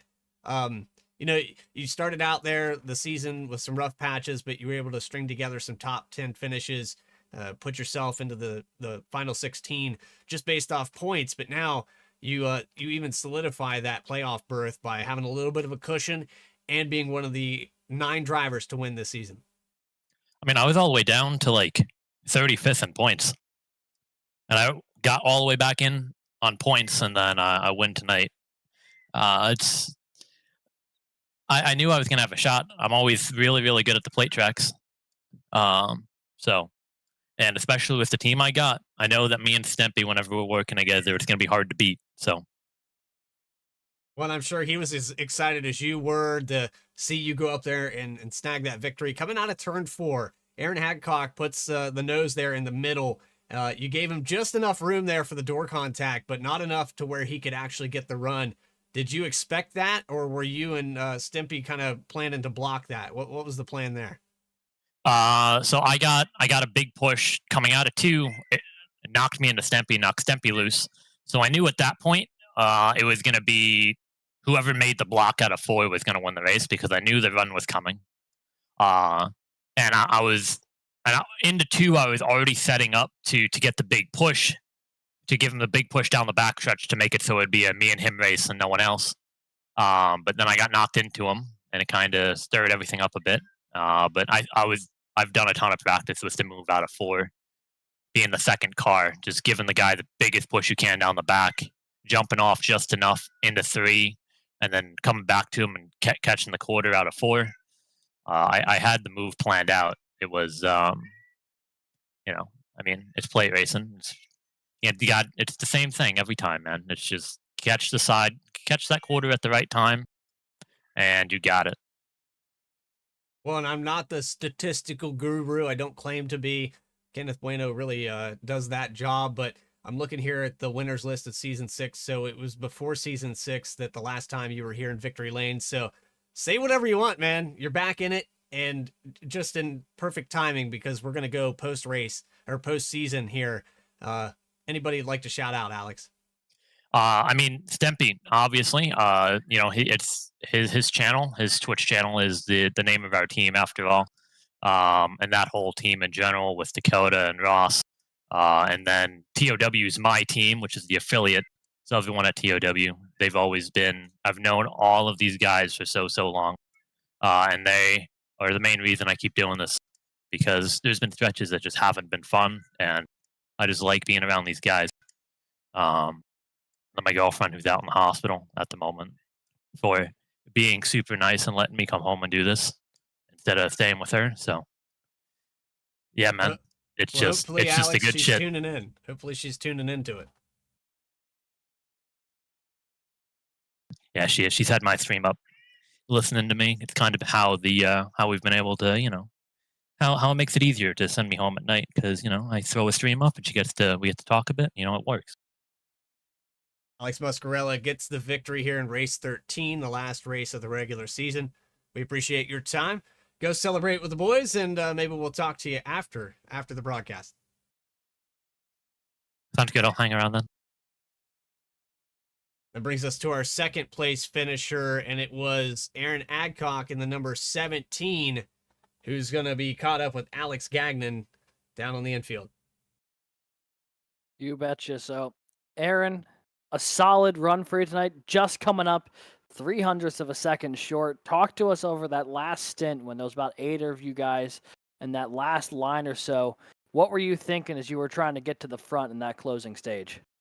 Yeah, I was really just trying to bide my time and wait for the right moment to pull out.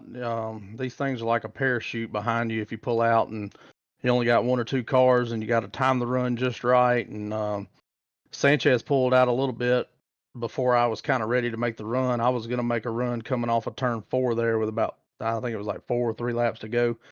And he pulled out a little bit before I was anticipating it, so I wasn't able to make the move and go with him. So I just kind of had to wait and let everything settle down and see what was going to take place, and just try to. It's just a big game of chess at 200 miles an hour, trying to make the right decision. And when you don't have but about 8 guys racing for the win, it's kind of, you don't really know who's going to go behind you. If they don't want to push, then you just kind of fall back. So it's just trying to make the right moves when you need to. And we got a good run coming off of 2 on the last lap, and was able to pull close to them and get back down to the bottom and get a little bit of momentum going, and try to make a run for it there in the tri-oval, and just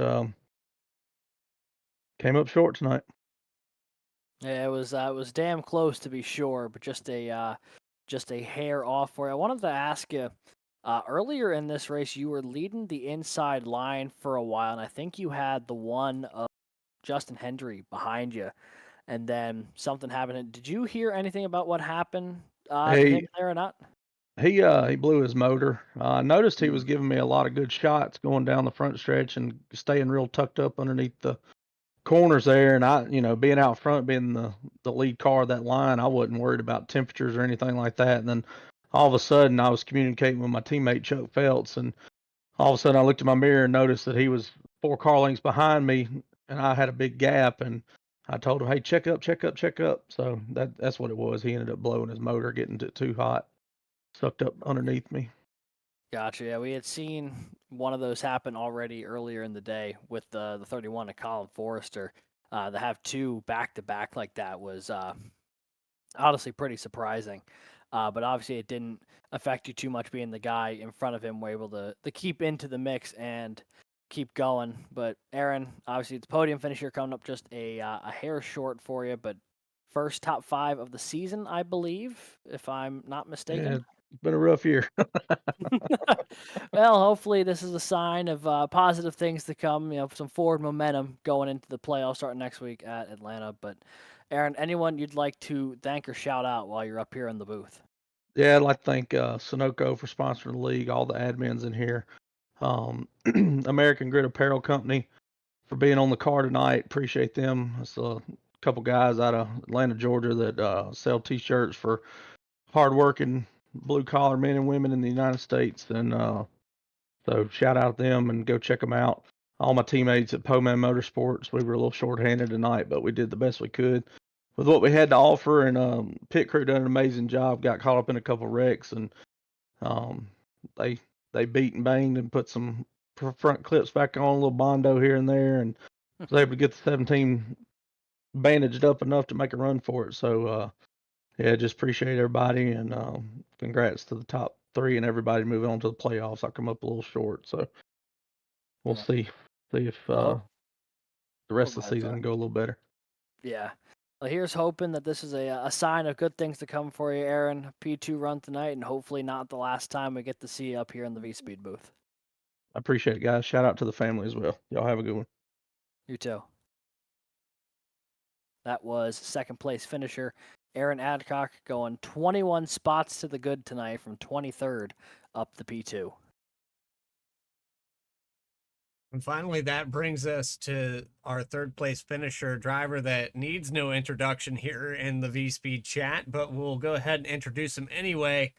It's Steve Stempian in the number 88. Alex Gagnon's got him in the infield as well. How you doing there, Steven? Obviously, not the finish you were looking for here tonight with the amount of laps you led, but still a solid effort for you coming off of back-to-back wins, podium finish, and stage win, led the most laps by a country mile. What do you make of your night as a grand sum? It was great, man. I said what 10 to go. I really wasn't concerned with getting the win. I know that's crazy to say, but I was content pushing Kunkel. Kunkel's came and hung out in our channel, a few times over the last couple of weeks. Him and Casey have been my good luck charms since they've came over and hung out with us. And I was content pushing him to a win. He's, obviously this league's shutting down, but he was already calling it quits this season, so I was hoping I'd get him a win. But I told these guys, I was like, don't worry about me. Do what you got to do to get into a playoff spot. I'm already locked in. I don't really need to get locked in. That's a good team owner right there. But would I've liked to get the win? Sure. Back to back to back. I looked at it the other day. I got 9 wins in my career here at Sunoco. If I get one more, I pass Ross and become third to Lawson and Mario. So that's a pretty good feat for coming over here a couple of years ago. Be third best in the career of Sunoco, MPI, all that. But I'm just happy one of my guys won. If it wasn't going to be Kunkel, I definitely want DTH or So to win. Alex got the job done, man. Can't call it better than that. Yeah, I was going to ask you, coming off 4 there, he makes that move to step out to the outside. Was there anything that you could have done in that moment differently, or was it just, to literally quote the team, drop the hammer and see if you could get to the line first? Yeah, I just, based on what I said, if you guys got to win, you got to win. I'm not going to try. I mean, if I wanted to, could I have blocked it? Yeah. Would have been successful? Who knows? But, I'm a plate racer. This is my bread and butter. So could I have blocked it and done something? Yeah. But I chose to just stay on the bottom and see how it all played out. And, I'm happy with the result. Go, talking to you guys here, top 3, going into the playoffs. I mean, you can't ask for a better night. For not winning, I'm happy. One of my guys won. That's all that matters. All right, well, looking ahead real quick to the playoffs, obviously, with your 3 wins, going to be one of the favorites, you and the 12, I'm sure, of Lawson Peel. What is kind of the headspace and the mentality going into the playoffs with such a varied schedule? I mean, you got in the first round, some restrictor plate type tracks with Atlanta, road course, short track. I mean, it's kind of all over the place there. Yeah, I mean, the weakest track for me is Watkins Glen. Other than that, I'm looking forward to it. Just gotta make it to each round. That's the game plan. And like I said last week after I won Darlington, I got a chip on my shoulder for what happened last year. I had that championship so close, but we're gonna make it happen this year. What a comeback story would be: come off Achilles surgery and come back and win the championship. That's the goal. But Watkins Glen's going to be the toughest, but we'll put the practice in. I always do at road courses, and we'll have a good showing. We just got to stay out of trouble the next couple of weeks and make it to each round. That's the game plan. Alrighty, well, excited to see what is in the future here for you over the next couple of weeks as you try and battle your way for a Sunoco Cup Series title. But for a while, we're still here in the booth. Anyone thank or shout out? Yeah, of course, my team, DTH, dropping the hammer with the big dub tonight. We were very dominant. I know a lot of teams didn't have full strength teams, but we were there all night and we were rolling. So those guys, TOW, obviously you guys for the amazing job you guys do week in and week out with the broadcast. And Dakota, Dustin, I'm gonna miss this league. It's been my home for a few years now, a few seasons, so I'm gonna miss this. And then shout out to my pops out in the chat. Love him. Love my beautiful wife for letting me do this and putting 2 kids to bed. I mean, like I said, that's not an easy job, but she makes me gets it done so I can race. So I love her and my 2 beautiful kids out there. So all smiles, and we'll go into Atlanta and try to get that win number 4 for the season. Get locked in early. Alrighty. Well, hey, congrats on the podium finish. A great string of races for you leading into the playoffs. And hopefully we get to talk to you again real soon. I hope so. I'll talk to you guys later. You guys have a good few weeks. We'll see you. Alrighty, see ya. And that was Steven Stempien. Led the most laps, won stage 2. Comes up 2 places short here tonight, finishing P3 at Daytona. Well, stick around. We still have a lot of racing left to be done here for the Sunoco Cup Series. 2 weeks from today, we're going to go to Georgia. The repave and the reconfiguration at Atlanta Motor Speedway. Look for that September 8th at 8 p.m. Eastern Time. Should be a good one here. It's more familiar faces and more familiar racing that we saw here at Daytona with the recent reconfiguration of this track. It's going to be pack style racing, and at least for the first 20 to 30 laps, these guys will stay right on top of each other, tucked in bumper to bumper. Should be an interesting night as we kick off Season 7 postseason in the playoffs. Lawson Peel, Steve Stempien going to lead the way and the points. I hope you enjoyed tonight's broadcast. If you did, make sure you hit that subscribe button. You'll never miss a single race. We'll go live every single one here for Sunoco Cup Series. And tune in on Tuesday, as well as we'll have the SimRacerHub.com Challenge Series to bring to you at 8 p.m. Eastern Time as well. But for Dakota Curtis and the entire admin team at the Sunoco Cup Series, for Adam Baker, Alex Gagnon joining me up here in the booth, this is Bradley Cooper telling you to have a great rest of your week. We will see you next time here on VSPEED.